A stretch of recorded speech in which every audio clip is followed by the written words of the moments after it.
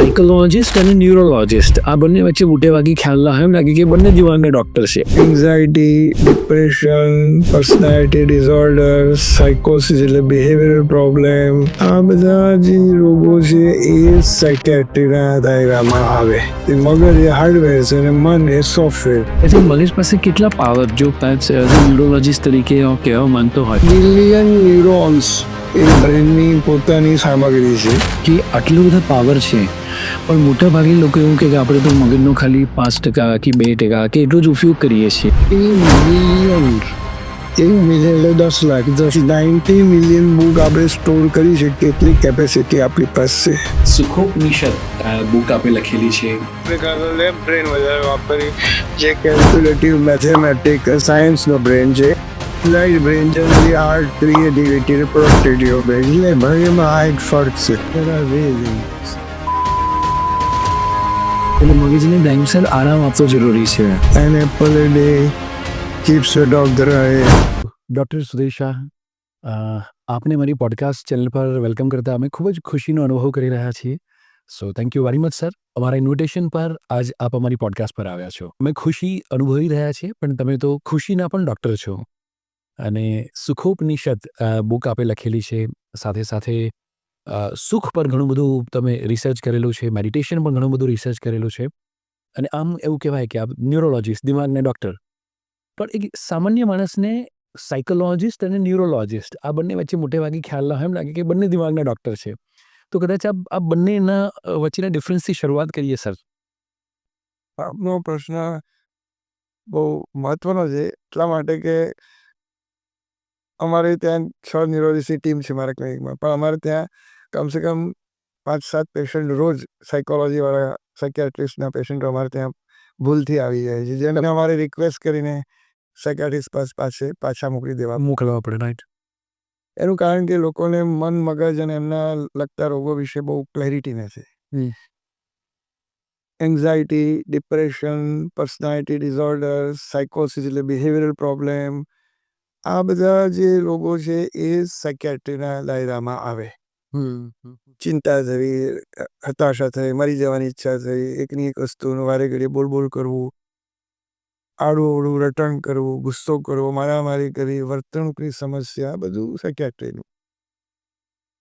એટલે મન જે છે એ કોઈ જોયું નથી કે આવ્યું, પણ એવું કહેવાય છે કે મગજના જુદા જુદા જે ભાગ છે એનું અંદર જે નેક્સસ છે, નેટવર્કિંગ, એમાં મનનું નેટવર્ક આવેલું છે. જલ્દી પેલી કહેવત છે મન હોય તો માળવે જવાય. આવી જવાય. રાઈટ હોય ને. પહેલાના જમાનામાં હાર્ડવેર અને સોફ્ટવેરની એનાલોજી આપવામાં આવતી. મગજ એ હાર્ડવેર છે અને મન એ સોફ્ટવેર. પરંતુ હવે નવા જમાનામાં એને નેક્સસ અને નેટવર્કિંગની થિયરી કહેવામાં આવે છે. આપણા મનની ખુશી, દુઃખી, આ બધું મનના પરે આવે છે. તો વિચારો, ઈચ્છાઓ, વૃત્તિઓ, વિકારો, ઇન્ટ્યુશન, ઇમોશન, પરસેપ્શન અને વિલ પાવર, આ બધી જ ઘટનાઓ, અને કોઈના પ્રત્યે રાગ થવો, દ્વેષ થવો, કે કોઈકને ક્રોધ થયો, લોભ થયો, આ બધી વાતો એ મનના પરિણામે આવે. એટલે વિચારો, ઈચ્છાઓ અને વૃત્તિઓ મેઇન, અને પાછું ભૂતકાળ ને ભવિષ્યમાં જે ભાગતું ફરે આ ક્ષણમાં ન રહે એ મન.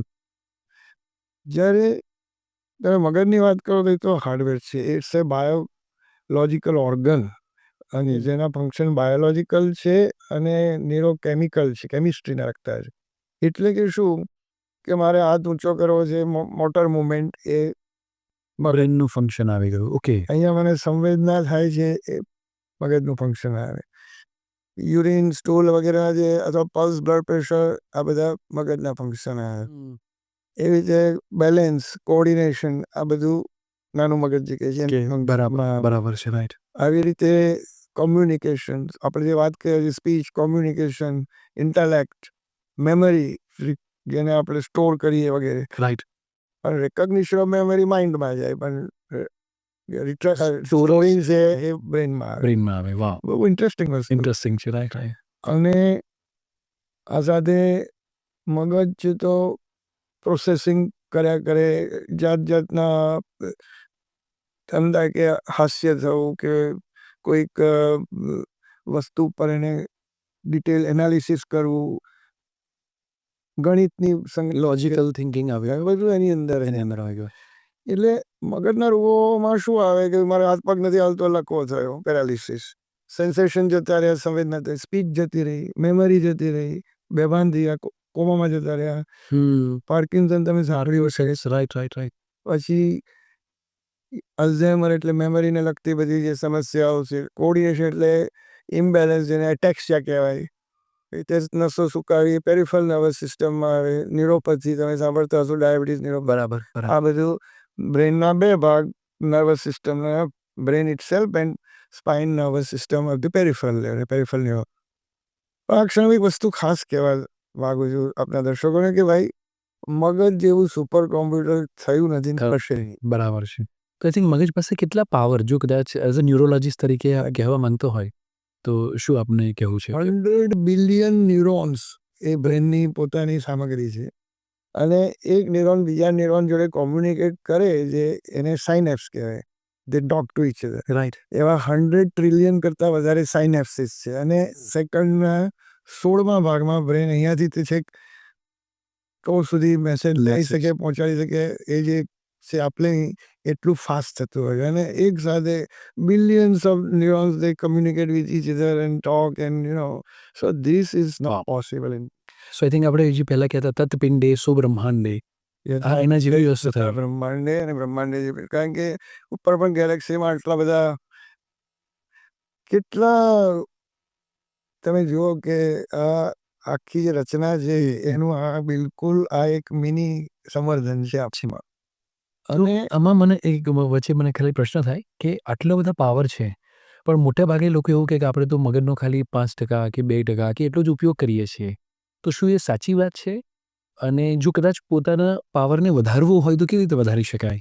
Very interesting, you are going very methodically. અને આ અમારો મેઇન સબ્જેક્ટ છે અમારા ક્લિનિકમાં. અમે આ બધું ઘણું ટ્રેનિંગ આપીએ કે ભાઈ પહેલાં તો મગજની કેપેસિટી કેટલી, આટલું બધું તો એનું હાર્ડવેર સોફ્ટવેર બધી વાત થઈ, તો એની કેપેસિટી શું?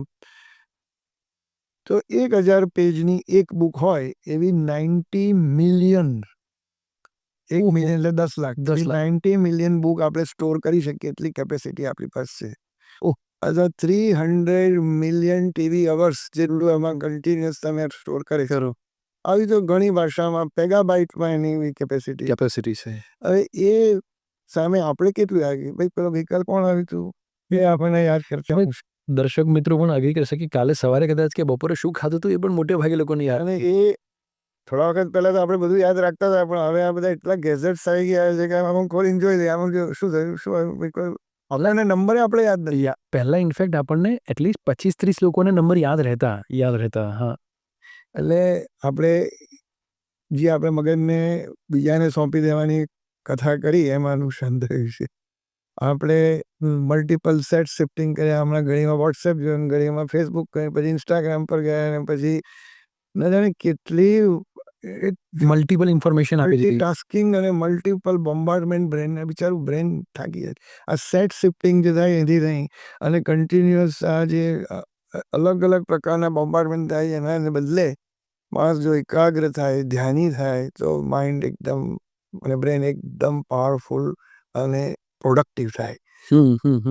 એટલે અને 4-5 રીતે જોઈ શકાય પાવર કેવી રીતે વધારો. હા, અચ્છા, તો એટલે જે માણસ પોતાની શક્તિઓનો 2-5% જ ઉપયોગ કરે છે, એ વાત સાચી? એમ કમિંગ ટુ દેટ કે એમાં 90 મિલિયન બુક વાળું બી જો તમે આઇન્સ્ટાઈન જેવી વ્યક્તિ પણ એટલું તો કદી નથી જ કરી શક્યા. તો આ એક વસ્તુ કરું કે કેટલાક માણસો બીજા માણસોના કમ્પેરિઝનમાં વધારે જીનિયસ હોય છે, વધારે પ્રોડક્ટિવ અને ઇન્ટેલેક્ચ્યુઅલ હોય છે, અને એમની ક્રિએટિવિટી પણ વધારે હોય છે, પરંતુ એક સામાન્ય કહેવાની રીત છે કે આપણે 5%થી વધારે નથી વાપરતા. આપણે એવું કોઈ સાયન્ટિફિક આપણી પાસે એનું પ્રૂફિંગ થયું નથી. પણ આઇન્સ્ટાઈનનો દાખલો એટલા માટે આપવાનો કે એનું રાઇટ એન્ડ લેફ્ટ બ્રેન બંને પાવરફુલ છે. આપણે કાં તો લેફ્ટ બ્રેન વધારે વાપરીએ, જે કેલ્ક્યુલેટિવ, મેથેમેટિક્સ અને સાયન્સનું બ્રેન છે. Right brain generally art, creativity અને પ્રોડક્ટિવિટીનું બ્રેન છે. એમાં આ એક ફર્ક છે. Coming back to your main question, જે આપણા દર્શકોને સૌથી ઉપયોગી નીવડે કે ભાઈ આપણે શું કરીએ તો બ્રેનની મેમરી અથવા બ્રેન પાવર વધે. કારણ કે મોટે ભાગે બધા વાલીઓને એમ થતું જ હોય કે મારા છોકરાનો મેમરી પાવર વધી જાય, આવું કોઈ જે તમે કોઈ દવા આપી શકો? એનો કોઈ શોર્ટકટ નથી Shortcut. કે બટન દાબો થઈ જાય એવું નથી. ઓકે. પણ there are ways in હા હા diet, physical exercise, mental stimulation, mental games, lifestyle changes અને changes with the mind. માઇન્ડની વાત કરીએ તો પ્રસન્ન મન, હળવું મન, રિલેક્સ મન બહુ જરૂરી છે. પોઝિટિવ માઇન્ડ સેટ જોઈએ. ઊંઘ પૂરતી લો, આરામ બરાબર કરો. એટલે વચ્ચે વચ્ચે બ્રેનને જો પૂરો રેસ્ટ મળે તો એટલે જે લોકો રાત્રે મોડા સુધી ઊંઘતા નથી અને 2 વાગ્યા સુધી વોટ્સઅપ ને બધું કર્યા કરે હોય વેબ સિરીઝ જોતા રહે. હા અને પછી તમે કહો કે મને યાદ નથી રહેતું તો ભાઈ બરાબર છે, ક્યાંથી યાદ રહે? તમારે યાદ રાખવું નથી એનો અર્થ એ તો બરાબર છે. એટલે મગજને ટાઈમસર આરામ આપવો જરૂરી છે. આરામ અને થોડીક ચેન્જ ઓફ એક્ટિવિટી. હું કન્ટિન્યુઅસ 9 કલાક કોમ્પ્યુટર પર બેસી રહું તો બ્રેન છે તે મોનોટોનીમાં થાકી જાય. એટલે વચ્ચે તમે કલાકે ઊભા થાઓ, થોડું ફરો, ઊંડા શ્વાસ લો, વ્યાયામ કરો, કંઈક મ્યુઝિકને પીસ સાંભળો, ડાન્સ કરી આવો 2 મિનિટ ને પછી સો this is how brain likes to change the things. એટલે બાળક 4-5 કલાક ભણવાનું હોય એમાં વચ્ચે ઊભું થાય અને થોડુંક દોડે કૂદે તો સારું. સારું તો વાલીઓએ ટોકવું ના જોઈએ. યાદ રાખવું જોઈએ. કન્ટિન્યુઅસ તમે એકની એક એક્ટિવિટી ના કરાવી શકો. એટલે આ એક માઇન્ડને પોઝિટિવ વગેરે પણ જોઈએ અને એને એને તમે એક જેને સ્ટિમ્યુલેટ કરવાનું અને એને એન્કરેજ કરવાનું, એને ટોક કરવાથી એ બધું આપણે આપણા મગજને ટોકીને નહીં કે you are very great, you are very helpful, thank you આપણા મગજને આપણે કહેવું પડે ભાઈ. Coming back two exercise. તો ફિઝિકલ એક્સરસાઇઝમાં સાહેબ તમે યોગા કરો જેથી autonomic nervous system, endocrine nervous system, flexibility બધું સુધરે, કનેક્શન્સ સુધરે, હોર્મોન્સના સુધારા થાય. ફિઝિકલ એક્સરસાઇઝમાં તમે એરોબિક એક્સરસાઇઝ કરો એટલે તમારું આખું બોડી ટોનઅપ થઈ જાય. ફાયદા તો બધા જાણે જ છે. વેઇટ લિફ્ટિંગ કરો એટલે મસલ્સ અને એની અંદર ઉર્જા આવે અને સ્ટ્રેન્થ આવે. બેલેન્સની એક્સરસાઇઝ કરો એટલે તમારું કોઓર્ડિનેશન વગેરે સુધરે. તાડાસન દાખલા તરીકે યોગના આસનોમાં ઘણી વસ્તુઓ બધી આવી જાય છે. બરાબર, ત્યાં બધા સ્પેશિયલ એના કોર્સીસ ટાઈચી આ તે વગેરે કરી શકો. અને વિશેષમાં તમે આપણા જે આ અમુક એક્ટિવિટી છે ને જેમ કે ગરબા છે કે ડાન્સ છે જેમાં અથવા ઇવન સ્પોર્ટ્સ છે કે એમાં આનંદની સાથે તમે એક્સરસાઇઝ કરો એ બહુ અગત્યની છે. એવું કરવું જોઈએ. સો આ એક્સરસાઇઝ ફિઝિકલ એટલે એક્સરસાઇઝ હોમવર્કની જેમ કરવી એના કરતાં મજા સાથે કરવી એવી કોઈ પણ એક્ટિવિટી સારી. એટલે ઘણા ક્લાસમાં એરોબિકની જોડે મ્યુઝિક વાગતું હોય છે, ઝુમ્બામાં પેલું બરાબર છે. પણ this is how the logic is this કે you should have some fun with it.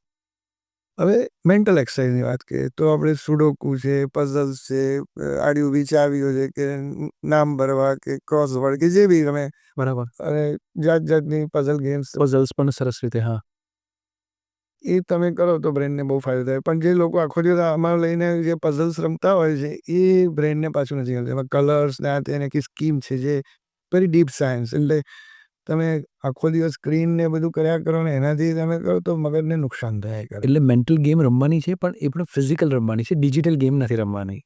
થોડુંક તમે રમી શકો પણ આખો દાડો એની પર કરવું એનો કોઈ અર્થ નહીં. Coming back two lifestyle. તો તમારી સોશિયલ લાઈફસ્ટાઈલ જીવો. વર્ચ્યુઅલ ફ્રેન્ડ્સ નહીં, મિત્રોને ત્યાં જાઓ, મળો, ફોન કરો, કોઈને 2 ધબ્બા મારો, ગાર્ડનમાં જાઓ, જાહેર જગ્યાએ જાઓ, ખુલ્લામાં જાઓ, નેચર સાથે રમો, ગાર્ડનિંગ કરો, ક્રિએટિવિટી કરો. એટલે કે દાખલા તરીકે હું મ્યુઝિક શીખો, લિટરેચર નવા મારે પેન શીખવાનું શરૂ કરું કાલથી તો મારા માટે ઇટ્સ અ ચેલેન્જ. અને એના માટે આઈ થિંક ન્યુરોન્સે નવા પાથવે કનેક્શન બનાવવા પડશે. બ્રેનનું CA1 એરિયા છે હિપ્પોકેમ્પસનો એને સ્પ્રાઉટિંગ કરવું હોય તો આ બધું જોઈએ.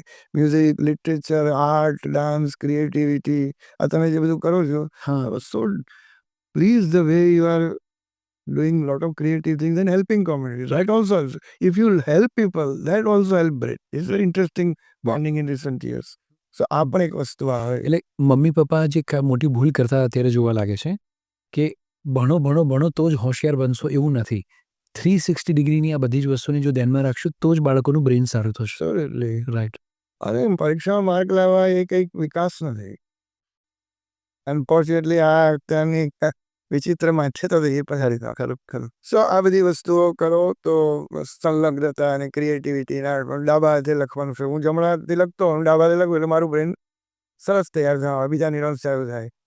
જેને જમણી બાજુ પેરાલિસિસ થયેલો હોય એનું ડાબું બ્રેન ડેમેજ થયું હોય તો જમણી બાજુ પેરાલિસિસ થયો હોય. ઓકે. એટલે બ્રેનમાં ઊંધું હોય. હવે હું ડાબા હાથે લખતા શીખી ગયો હોઉં તો જ્યારે મને પેરાલિસિસ થાય ત્યારે મારો સ્પીચ એટલે કોમ્યુનિકેશન એરિયા અહીંયા આગળ પાર્ટલી શિફ્ટ થયો એટલે I can also communicate which otherwise જો મારું ડાબુ બ્રેન ડેમેજ થયો લકવો જમણી બાજુ થયો હોય તો I would not regain speech as fast or I would never regain speech. એટલે ડાબી બાજુ લખો જમણોડી હોય ડાબોડી લખે ડાબોડી હોય જમણા. ઓલ્ટરનેટ હાથનો ક્યાંક ને ક્યાંક ઉપયોગ કરતા રહેવો. Yes. Very good, very good. અને આપણી જે નાનપણની બધી ગેમ્સ હતી ને એ પણ બધી અદ્ભુત ગેમ્સ હતી, એવી પણ કરી શકો. અને હંમેશા મેં જોયું કે નવી ભાષા, મ્યુઝિક, મેડિટેશન અને ક્રિએટિવિટીના જેટલા બી છે બ્રેન માટેનું અદ્ભુત પોષણ છે. રાઈટ. હવે કોઈ સાહેબ ડાયટનું શું? તમે મારો એ જ પ્રશ્ન કરવાનો જે હતો કે ડાયટ માટે ડાયટ મમ્મી- કરવાનું છે તમે જેમ કે fruits, nuts, veggies and seeds, આ 4 સિદ્ધાંત છે. ફ્રૂટ્સમાં ફ્રૂટ્સ, નટ્સ, વેજીસ વેજીસ, હા, સીડ્સ. સીડ્સ. ઓકે. ફ્રૂટ્સ એટલે કયા ભાઈ બધા બેરીઝ છે, ખાસ કરીને બ્લુબેરીઝ, બ્લેકબેરી તો મળતા નથી પણ રાઈટ. તમામ બેરીઝ જે છે they have tremendous empowering chemicals in them. ફ્લેવિનોઇડ્સમાં બી ઘણું છે. બરાબર. એટલે એક બેરીઝ લઈ શકો, an apple a day keeps the Doctor doctor away. But if the doctor is cured, forget the fruit. Anyway, so Apple, banana વગેરે જે રૂટીન ફ્રૂટ્સ છે, પણ બહુ જ શર્કરાવાળા ફ્રૂટ્સ હોય એટલે બહુ વધારે પડતું કેરી, કેળા, ચીકુ, દ્રાક્ષ ન લેવા. અને ડાયાબિટીસ વાળાને તો આ વર્જ્ય છે એકચ્યુઅલી. એટલે આ બધા fruits, avocado is one of the great, it's not actually classified under fruit, but it is a very good brain tonic to some extent. Okay, okay. Raisins as for example, આ બધી વસ્તુઓ કામની. નટ્સમાં બદામ, અખરોટ, કાજુ ખરું, પણ કાજુની બીજી કોલેસ્ટ્રોલની વગેરે પ્રક્રિયા હોય, કાજુને ડાઉન કરવું પડે. Okay, okay. પિસ્તા અને દ્રાક્ષ વગેરે બધા બીજા બી જેટલા સુકાવા હોય બધા આપણા માટે કામના છે, એમ સમજી શકીએ. આલુ, જરદાલુ વગેરે વગેરે. હવે તમે આગળ વધો તો સીડ્સ, તો એમાં સૂર્યમુખી, કોળા, તરબૂચ અને એવા કેટલાક બીજ છે જેને શેકીને તમે ખાઓ તો બ્રેન માટે બહુ સારા. ઘણા લોકો સોફ્ટમાં પણ અળસી ને બધાનો ઉપયોગ કરતા હોય છે. તરબૂચના બી flaxseed is very good. Flaxseed is omega 3 fatty acid, એ પણ બ્રેન માટે સારું છે. સારું છે. ઓકે. એટલે અળસીને પછી બ્રોકોલી છે કે આપણા તાંદળ વગેરે જે ભાજીઓ પર આપીએ છીએ, તો વેજીસમાં ભાજી સૌથી સારી કહેવાય. એવા બીજા પણ વેજીટેબલ્સ છે કે જેની અંદર ઘણું સત્વ છે જે બ્રેનને કામ લાગે. કામમાં લાગે. અનફોર્ચ્યુનેટલી આ પીઝા પાસ્તાના જમાનામાં પરીક્ષિતભાઈ આપણે છે આખું બ્રેનને રીવાયર કરવાની ફરી જરૂર પડી છે. સાચી વાત છે. છોકરાઓને ઊંધું શીખવા મળે છે અને બધા દેખાદેખી એ જ કરે. એ જ કરે છે. અને મોટે ભાગે આજે કોઈ પણ પાર્ટી હોય, કોઈ ફંક્શન હોય, તેની અંદર 90% વધારે જંક ફૂડ હોય છે. સો આઈ થિંક એ બધી વસ્તુઓ બ્રેનને ડેમેજ કરી રહી છે. પણ સાથે સાથે મારે એ પણ કહેવું જોઈએ કે જેના શરીરમાં અમુક તત્વોની ખામી હોય એની લીધે મેમરી ડિસ્ટર્બ થતી હોય, એવા કોઈ જેમ કે સ્પેસિફિક B12 છે, B12. ઓકે. B1 B6 પણ કંઈક અંશે આવે, બીજા વિટામિન્સ પણ. ઉપરાંત વિટામિન ડીનો પણ રોલ જનરલ હેલ્થમાં ઘણો સારો છે આજકાલ. વિટામિન ડી, થાઇરોઇડ હોર્મોનની ડેફિશિયન્સી હોય તો મેમરીને ઇસ્યુ થઈ શકે. થઈ શકે. ઓકે. એવા કેલ્શિયમ, મેગ્નેશિયમ અને ખાસ તો સોડિયમ ઘટતું હોય, કોઈ માણસ ડાયુરેટિક દવા પર હોય, દાખલા તરીકે ટેલ્મિસાર્ટન વિથ હાઇડ્રોક્લોરાઇડ નામની દવા આવતી જેમાં પાછળ એચ આવતું હોય બીપીની ગોળીમાં, એ શરીરમાંથી યુરિન વધારી દે અને એ માટે સોડિયમ નીકળી જાય. તો એ લોકો 136 સોડિયમ નોર્મલ હોય ને બદલે 130, 25, 20 સાથે આવે અને ગેનમાં હોય તો ભૂલી જતા હોય. વાતમાં અમે સહેજ તપાસ કરીએ કે કઈ દવા ચાલે છે, જેવું અમે ચેન્જ કરીએ પેશન્ટ નોર્મલ થઈ જાય. કેટલીક વાર આવું દવાઓનો બી રોલ હોય છે. Sodium is very important for brain functioning. એટલે જનરલ તમે વાત, એનો અર્થ નહીં કે આપણે સોલ્ટ ખાયા કરું છું, રાઈટ. પ્રમાણસર ખાવા. હા. તમે જે દવાની વાત કરી એમાંથી મને એક પ્રશ્ન આવ્યો કે મોટે ભાગે ઘણા બધા અત્યારે જે મોડર્ન જનરેશનના લોકો હોય, એ નાની નાની વાત હોય તો છોકરાને સહેજ તાવ આવે તો કે ચલો કાલ્પોલ આપી દો, થોડું આમ થયું તો કે ચલો આ આપી દો, થોડું આ થયું તો કે પેલી માથાની ગોળી લઈ લો, કે ડિસ્પ્રિન લઈ લો કે આવું કંઈ પણ. વાતે વાતે આવી ગોળી લેવી ડૉક્ટરને પૂછ્યા વિના, શું એ વ્યાજબી ગણાય કે એનાથી કોઈ નુકસાન થઈ શકે બ્રેનને કેવી રીતે, કઈ રીતે? બ્રેનને એકલાને નહીં, લીવર, કિડની, હાર્ટ બધાને નુકસાન થઈ શકે. એટલે અમે સ્ટ્રોંગલી અગેન્સ્ટ છે કે ભાઈ 4-5 એવી સિમ્પલ દવાઓ જે નુકસાન ના કરતી હોય ઘરમાં ડૉક્ટરને પૂછીને રાખી શકો અને વાપરો, પણ એના પ્રોઝ એન્ડ કોન્સ સમજીને વાપરો. પછી રાઈટ. તમને કહું કે મેડસ્કેપ નામનું એક એપ આવે છે, એ દરેક સમજુ માણસે લઈ લેવી જોઈએ. અને એ મેડસ્કેપની અંદર દરેક દવાઓ વિશે, એની સાઈડ ઇફેક્ટ વિશે, એની ઇફેક્ટ ક્યાં થાય છે, શેમાં કામ લાગે, કઈ દવા જોડે એનું ઇન્ટરેક્શન છે, આ પાછું એક નવું ચેપ્ટર છે. આ દવા એમને એમ કંઈ નુકસાન ના કરે, પણ આની સાથે લીધી હોય તો નુકસાન કરે. કરે. એટલે એ બધું આની અંદર આવે. મેડસ્કેપ MEDSCAPE. પીઈ એટલે એમાં આપણે લાઈક એનો ફોટો પાડીએ તો પણ એ જાણકારી એની મળી રહેશે એવી રીતે મેડસ્કેપમાં ખાલી તમે ટાઈપ કરો કે આ દવા, એટલે એના વિશે બધું આવી જાય. જાણકારી મળી રહેશે. Okay okay okay great great great great. So I think ઘણા બધા એરિયાઝ છે, પણ મને એવું લાગે છે કે આજકાલ યુવાનોની અંદર સ્ટ્રેસ, ટેન્શન, ડિપ્રેશન આ બધી વસ્તુઓ પણ વધી રહી છે. હઉ. તો એઝ અ ન્યુરોલોજિસ્ટ તરીકે આપ યુવાનોને શું કહેવા માંગશો અને અથવા આ બધી વસ્તુથી કેવી રીતે દૂર રહી શકાય? આજનો યુવાન મારા ખ્યાલથી કન્ફ્યુઝ છે ને રાહ ભટકી ગયો છે બિલકુલ. કારણ કે એટલા બધા એના ચારે બાજુના ઇમ્પેક્ટ છે, એમાં એને ક્લેરિટી નથી કે મારે શું કરવું. શું ખરું? રાઈટ. એના લીધે વ્યસનો પણ કંઈક અંશે એના લીધે જવાબદારી કરે છે કે ભાઈ બધા તમાકુ ને દારૂ ને ડ્રગ્સ ને બધું એ બધું ઘણું બધું વધે અને અત્યારે યુવાનો અને યુવતીઓ બંનેમાં પણ આ બધી વસ્તુ વધી રહી છે. બિલકુલ સાચી વાત છે. હમણાં જ અઠવાડિયા પહેલાં જ મારે ત્યાં એક છોકરીને યુવતીને લઈને આવવામાં આવેલી અને વિચિત્ર બધું સિમ્ટમ હતા બ્રેનના, પણ થોડીક ડિટેલમાં હિસ્ટ્રી લેતા ખ્યાલ આવ્યો કે આ છોકરી ડ્રગના રવાડે ચડાવવામાં આવી હતી બિચારીને, અને એને we did whatever was required. Ultimately એને સાયકેટ્રિસ્ટને બધા પાસે ડી-એડિક્શન કરાવવામાં આવી. પણ આજકાલ યુવાનો અને યુવતીઓ બધા જ સિગરેટ, દારૂ, ડ્રગ્સ બધા પર ચડે, એ બહુ દુઃખદ વસ્તુ છે. પરીક્ષિતભાઈ, મને એઝ અ ન્યુરોલોજિસ્ટ 35 વર્ષની પ્રેક્ટિસ થઈ, પણ આઈ ફીલ કે મારે નજર સામે બધું આમ ડાઉન ડાઉન ડાઉન ડાઉન જતું રહે છે. એટલે વ્યસનો, પછી આ રાત્રે ઉજાગરા, ઇરેગ્યુલર લાઈફસ્ટાઈલ, ખાવા પીવાનું ઠેકાણું નહીં, જંક ફૂડ, બધા અને સાથે સાથે એમની જે સ્ક્રીન ટાઈમ જે છે 6 અવર્સ, 8 અવર્સ, 12 અવર્સ, એટલે બ્રેનને ચારે બાજુથી હથોડા મારી મારીને એટલું ડિસ્ટર્બ કરી દેવામાં આવે છે કે જેને લીધે તમે એમને કહો કે ભાઈ સાદા સવાલો પૂછો ને તો ઘણીવાર એ લોકો પ્રોપર જવાબ આપી શકતા નથી. અને એમને ખાલી પોપટિયું જ્ઞાન બધું આવડે છે, પણ દે don't know what is outside that. જીવન કેવી રીતે જીવવું, કળા કેવી રીતે પ્રાપ્ત કરવી, સંસ્કૃતિનું શું, ભાષાનું શું, કલ્ચરનું શું, ક્રિએટિવિટીનું શું, તેમાં not all but many of them ઘણા બધા આવી જાય. એટલે એ લોકો આ બધામાંથી દૂર રહેવું જોઈએ. કસરત કરો, યોગ કરો, હસો, નાચો, નેચર પાસે જાઓ, મ્યુઝિક શીખો અને મિત્રો સાથે રહો. આ બધું ઓનલાઈન બધું ઓછામાં ઓછું કરો. ન કરો એવું નથી કે રાઈટ રાઈટ રાઈટ. અમુક જરૂરિયાત છે, હું સમજુ છું, પણ બરાબર. જરૂર પૂરતું. એટલે આઈ થિંક આ બધી વસ્તુને કારણે પોતાના સ્ટ્રેસને મેનેજ કરી શકશે અને સ્ટ્રેસને મેનેજ કર્યા પછી દરેકે દરેક વ્યક્તિ સુખ અને શાંતિ આ બે પાછળ દરેક માણસ ભાગતો હોય છે, ચાહે પૈસા હોય કે કંઈ પણ હોય. પણ મોટે ભાગના લોકોને જીવન પતી જાય છે, પણ સુખ અને શાંતિ ક્યાંય મળતી નથી. તો એ જો માણસને મેળવવી હોય તો કેવી રીતે મેળવી શકે? આ પ્રશ્ન માનવજાતની ઉત્પત્તિ થઈ ત્યારથી ચાલ્યો આવ્યો છે ને હજી સુધી એનો કોઈ યોગ્ય જવાબ છે નહીં. વેદ, પવિત્ર વેદો જુઓ, ઉપનિષદનું તમે જુઓ આખો, એમાં સાધના આત્મજ્ઞાનની અને એના દ્વારા પરમ સુખની પ્રાપ્તિની જ છે. ભગવદ્ ગીતા જુઓ, જેને આપણે પ્રસ્થાન તરીકે, આ બધી વસ્તુઓ વાંચો. પછી દર્શન શાસ્ત્રો આવ્યા, ષડદર્શન, જૈન દર્શન, બુદ્ધ દર્શન વગેરે અન્ય દર્શન, એમ તો કુલ 363 દર્શન છે ભાઈ. હમણાં જ મેં એક જગ્યાએ વાંચ્યું લિસ્ટ.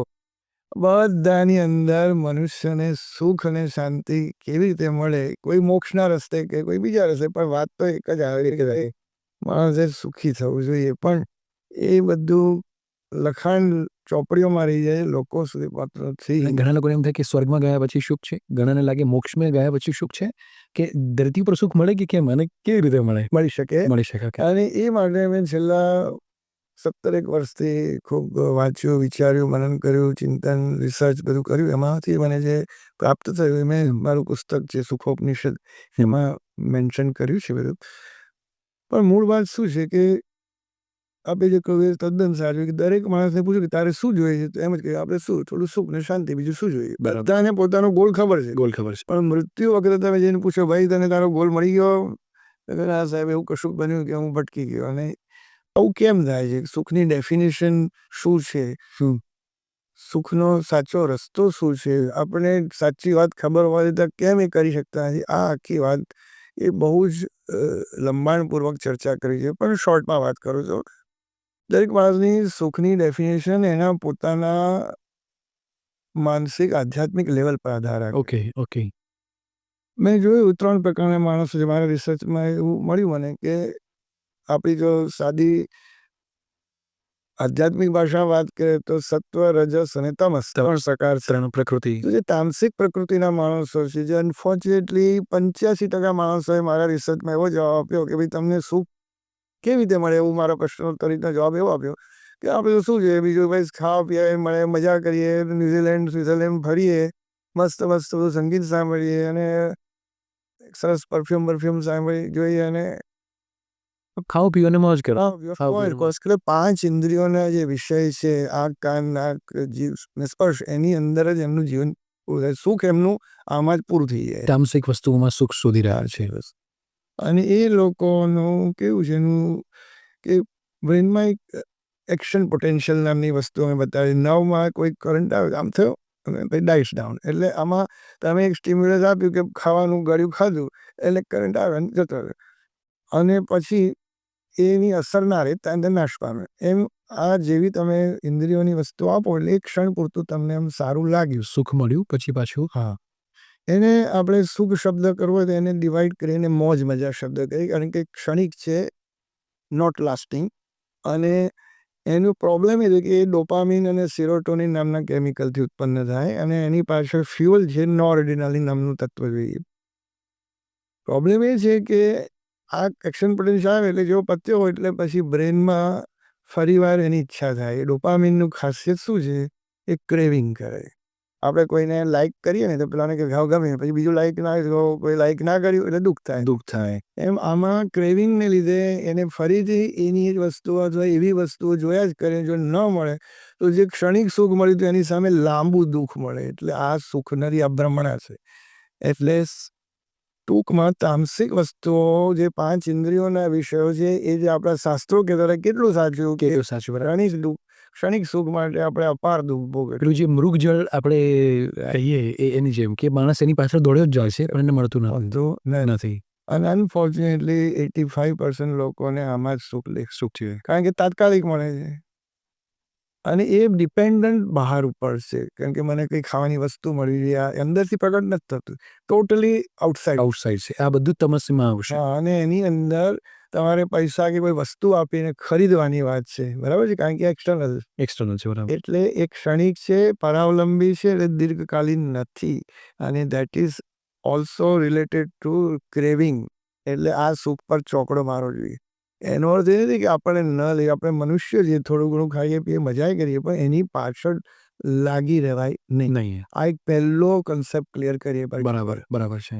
સેકન્ડ નંબરનું સુખ એટલે આ પ્રાણીઓમાં બી આવું હોય છે. 5 ઇન્દ્રિયો પર પ્રાણી હોય છે, એટલે આપણામાં અને ગધેડા અને ઘોડામાં શું ફરક? પરંતુ આપણે મનુષ્ય એટલે આપણે એક લેવલ ઉપર જવું જોઈએ.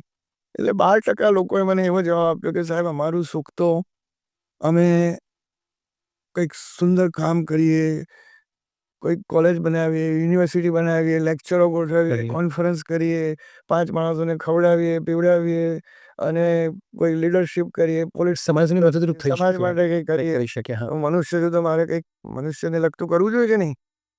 અને એની સામે કે મને એવું તો ગમે કે મારો એવોર્ડ આપે કે તમને કોઈક એની સામે મને રિવોર્ડ મળે, પૈસા મળે, માન સન્માન મળે, એવી અપેક્ષા સાથે પણ કરવાનું બીજાનું સારું. એટલે 50-50 જેવી વાત છે. એ બરાબર છે. અને એ રજસ સુખ છે, કારણ કે આમાં તમે કોઈ અપેક્ષા સાથે પણ કોઈનું કે આપણું બધાનું કરીએ, પણ આમાં પણ જો તમે એક્સટર્નલ વર્લ્ડ પર 50% છે, થોડું અંદરથી સુખ આવે કે મારે કંઈક કરવું છે પણ બીજું બહાર છે. અને એ પણ આજે તો પૈસા છે આપણી પાસે, કાલે ના પણ હોય. આટલા મોટા ઉદ્યોગપતિઓ નામ નથી થતું, એ બધા પાસે કંઈ અનંત વખત સુધી પૈસા રહેવાના છે. તો અત્યારે એમનું માન સન્માન છે, કાલે ના પણ હોય. આજે કોઈની કીર્તિ છે, કાલે કીર્તિ ના હોય. પોલિટિકલ લીડરો આજે ટોપ પર હોય, કાલે એમની સામે કોઈ ના જોઈએ. આ બધી વસ્તુ આખરે પરાવલંબી થઈ ગઈ. એલા કરતા એક્શન પોટેન્શિયલ કરતા લાંબુ ચાલે, પણ એ દીર્ઘકાલીન તો નથી. સમય સાથે પરિવર્તનશીલ છે અને એ બહાર સાથે ડિપેન્ડન્ટ છે, લોકો ઉપર ડિપેન્ડન્ટ છે. રાઈટ. તમારી પાસે માની લો કે 50,000 કરોડ રૂપિયા છે જીવનપુત્રા, પણ તમે ખૂણામાં બેસી રહ્યા છો તો એની કોઈ વેલ્યુ નહીં, because people appreciate, that is why. So this kind of liking, appreciation, award, reward is integral part of this sukh. Raj's તો જ એને સુખ આવે નહીં. એમાં અહંકારની વૃત્તિ આવે. હા, હું આમ છું. That is why it is rajas. કરી રહ્યા છે. Right right. અને એ પણ નાશવંત હોવાથી આ સુખ શાસ્ત્રોએ પણ ના પાડીને વિજ્ઞાન પણ હવે સમજી ગયું કે આ બી લાંબુ ચાલતું નથી. એટલે બ્રેનના સર્કિટો અમે જોઈ તો પેલા ડોપામિનની સર્કિટ જે હતી સિરોટોનિનની કોમ્બિનેશન સાથે થોડીક Short term. આ થોડી લાંબી ચાલે.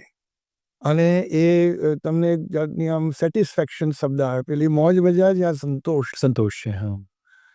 તો 2% માણસો માંડ મને એવા મળ્યા કે જેમણે એમ કહ્યું કે સાહેબ અમને તો બસ કશામાં રસ નથી, અમે અમારા ધ્યાનમાં રહીએ, આત્મામાં રહીએ, નિજાન લોકોનું કલ્યાણ થયા કરે અને શાંતિ મળ્યા કરે, એ સિવાય અમને કોઈ જ રસ નથી. તમે અમને કંઈ આપો તો ઠીક છે, ના આપો તો કંઈ નથી. અમારી પાસે પૈસા હોય તો ઠીક છે, ના હોય તો ઠીક છે. અમારી પાસે હશે તો અમે બીજાને જ આપવાના છે. એ જે માત્ર આપવા જ સર્જાયા છે, જેમને સમાજમાંથી કંઈ લેવું નથી, બહાર સાથે એને કોઈ લેવા જ નથી, ટોટલી ઇન્ટરનલાઇઝ સુખ છે, એ નિજાનંદ. અને એના આપણે જે પહેલામાં ડોપામિન, સેરોટોનિન, નોરડિનાલિન જોયું, વચ્ચે રજસની અંદર ઓક્સિટોસિન, વેઝોપ્રેસિન અને પ્રોલેક્ટિન આવે. સાથે ડોપામિન, સેરોટોનિન તો ખરા જ, કારણ કે એમાં એપ્રિસિએશનનો પાર્ટ ને રિવોર્ડ આવે છે. પણ અહીંયા તો આ બધા આવતા જ નથી. બ્લિસ જે આ ત્રીજી સંજ્ઞા છે, નિજાનંદની જે આપે કીધું તો પરફેક્ટ છે. એ પ્રસન્નતા પામ્યો, પ્રસન્નતા તેના દુઃખો સૌ નાશ પામતા, પામ્યો પ્રસન્નતા તેની બુદ્ધિ શીઘ્ર બને સ્થિર. મુગલ ગીતામાં આવે છે ને, એની બુદ્ધિ સ્થિર થઈ જાય, સ્થિર પ્રજ્ઞ થઈ જાય. સ્થિત પ્રજ્ઞ થઈ જાય. અને એ વ્યક્તિનું જે સુખ છે ને એ કોઈ કાળે કોઈ લઈ નહીં શકે. એને તો ફકીર ઓલિયા, એને તો તમે કપડાં પહેરે ના પહેરાય તો એને કોઈ ફરક પડે, દિશાઓ એના વસ્ત્ર થઈ જાય. અને એવા માણસોને હું મળ્યો છું. અદ્ભુત એમનું આ જે અવધૂત કક્ષાના જે આપણા દેશમાં જે સાચા સંતો છે ને સાહેબ, અમારા મહર્ષિ કહો, મહર્ષિ અરવિંદ કહો, અથવા તો આપણા જે અવતારી પુરુષો થઈ ગયા, ત્રણેય ગુણોથી પર, કૃષ્ણ, બુદ્ધ, મહાવીર, રામ, આ બધા તો 3 ગુણોથી ઉપર જતા. ઉપર છે. એ અવતારી પુરુષો, આ બધા જે સંતોની વાત કરી, વિવેકાનંદજી, રામકૃષ્ણ પરમહંસ, અનેક સંતો જે સાચા સંતો એ નિજાનંદમાં હોય. હું મા આનંદમયીને પણ મળ્યો છું. શું એમની આભા, તમે એમની સામે બેઠા હો તમે ચાર્જ થઈ જાઓ. અને પ્રસન્નતા એટલે કોઈ કાળે એક ક્ષણ માટે પણ ઓછી ના થાય. એ પ્રસન્નતા, એ નિજાનંદ, એ એન્ડોર્ફિન, એન્સેફેલિન અને એન્ડોકેનાબોઇડ એ તત્વોથી બને. એમાં સિરોટોનિન, ડોપામિન ના આવે, આમાં રિવોર્ડ ના આવે, પ્લેઝર કેમિકલ ના આવે, કોન્ફિડન્સ મોલેક્યુલ ના આવે, આમાં આ મોલેક્યુલ આવે. એનું યોગ્ય સંયોજન થાય ત્યારે તમે ખરેખર પ્રસન્ન મૂળમાં આવી જાય. આવી શકે. તો કોઈ નોર્મલ માણસ છે અથવા એનો યુવા છે, એને આવું પીસફુલ અને બ્લિસફુલ, આવું નિજાનંદ થવું હોય તો શું કરવું જોઈએ? આ જગ્યાએ કેચ આવે છે. ઓકે. કેચ એવો છે કે માત્ર સેલ્ફ પ્રોસેસિંગથી જે થાય, સબ્લિમેશન પ્રોસેસ, જેમ કે મેડિટેશન કરો કે અફર્મેશન હોય. આમ તો અધ્યાત્મના સાધનાના જે પ્રોસેસીસ છે, એસ્થેટિક પ્રોસેસીસ, એમાં પ્રાર્થનાથી શરૂ થાય, તપ આવે, સંયમ આવે, ધ્યાન આવે, ભક્તિ યોગ, જ્ઞાન યોગ અને કર્મયોગની જે વાત છે, આ બધા આધ્યાત્મિક પ્રોસેસીસ છે. અને એના માર્ગે જેને જાય એને આ કેમિકલ એવી રીતે, એવી માત્રામાં સંયોજન આવે કે ભાઈ 5% 25%, 40%. હવે જે સાયકેડેલિક ડ્રગ આવી, આ ડ્રગ્સ કેમ આવી, લોકો આ ડ્રગ્સ કેમ કહે છે, LSD તરીકે, તો એની અંદર કેટલાક તત્વો આને લગતા આવે છે, પણ એની માત્રા બહુ ખોટી છે. એટલે એ એક થોડીક ક્ષણો માટે હા જાણે કે આમ કરીને અને દે બિલીવ કે અમે તો જાણે ક્યાંય નિજાનંદમાં કોઈ ગયા કે સ્વર્ગમાં પહોંચી, સ્વર્ગમાં પહોંચે, પણ એ એટલી ખરાબ માત્રા હોય છે કે તમને એનાથી વધારે ડબલ જોરથી પાછા પાડે. અને જે અંદર જે આનંદનો જરો પેલી રીતે પ્રગટ થાય આધ્યાત્મિક પ્રોસેસથી, એને બદલે આમાં તમારા બ્રેનને ડેમેજ કરે, હાર્ટને ડેમેજ કરે અને ખોખલા થઈ જાય માણસો અને ભાન ભૂલીને ગમે તે વર્તન કરે એવું થાય. એટલે થોડીક ક્ષણોની એક્સટેસી લેવા માટે એ લોકો આ કરવા જાય છે. અને એમને ભ્રામક રસ્તે લઈ જનારા માણસોની ખોટ નથી. એવા મિત્રો પણ આજકાલ એમને એવા મળવા મળે હતી જેથી આવું થાય, પણ એ તદ્દન ખોટો રસ્તો છે. બ્રેનની મેમરી, કોમ્યુનિકેશન સર્કિટ્સ આ બધાને ઉધરી જાય, બધું ખાઈ જાય, એટલે એનું ઇન્ટેલેક્ચ્યુઅલ પાવર જતો રહે. નામ તમે જુઓ ને તો પેલા પ્રાણ વગરના પૂતળા જેવા ફરતા હોય છે. That is what it. ત્યારે આ લોકો જુઓ તો તમે એમને મળો તો તમને ચાર્જ થઈ જાય. આ એનો ફર્ક છે. તો હવે એક નોર્મલ માણસે આવી કોઈ વસ્તુ વિના પોઝિટિવલી પીસફુલ અને બ્લિસફુલ નિજાનંદમાં જવું હોય તો કઈ 3-4 વસ્તુ કોઈ એમને કહી શકાય? એક તો મેં કહ્યું ને, આધ્યાત્મિક પ્રોસેસ કરો. તમે જીવનની લાઈફસ્ટાઈલ બદલી કાઢો. પહેલાં તો સવારે શરીરની કસરત કરો, એટલે અષ્ટાંગ યોગ આપી જો વાંચવાનું સાંભળ્યું હોય તો તમે યમ, નિયમ, આસન, પ્રાણાયામ, પ્રત્યાહાર. આસન એટલે શરીરની, પ્રાણાયામ એટલે પ્રાણની ટ્રેનિંગ, પ્રત્યાહાર એટલે ઇન્દ્રિયોને પાછી ખેંચવાની ટ્રેનિંગ, પછી ધારણા, ધ્યાન અને સમાધિ.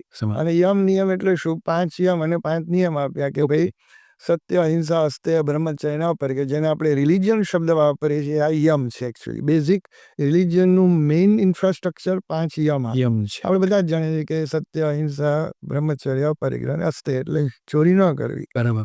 એટલે આટલા યમ પાળો. કારણ કે કાલે કોઈ ટોમ, ડીક અને હેરી અથવા દાઉદ આવીને કહે કે ભાઈ હું તો મેડિટેશન કરવા બેસી જાઉં છું, એટલે કે એને કંઈ મેડિટેશન સિદ્ધ ના થાય. Has to pass through a process. એટલે યમથી શરૂઆત થવી જોઈએ, પછી સમાધિ સુધી જવાશે. પછી નિયમ આપ્યા 5 કે શૌચ, સ્વાધ્યાય, તપ, સંતોષ, ઈશ્વર પ્રણિધાન. શૌચ પવિત્રતા, મન, વાણી અને શરીર બધાની પવિત્રતા. શૌચ, સ્વાધ્યાય રોજ પઠન કરો શાસ્ત્રોનું, સારા ગ્રંથોનું. પુસ્તક તમારી લાઇબ્રેરી છે કેવી સુંદર છે, સારા પુસ્તકો વાંચો.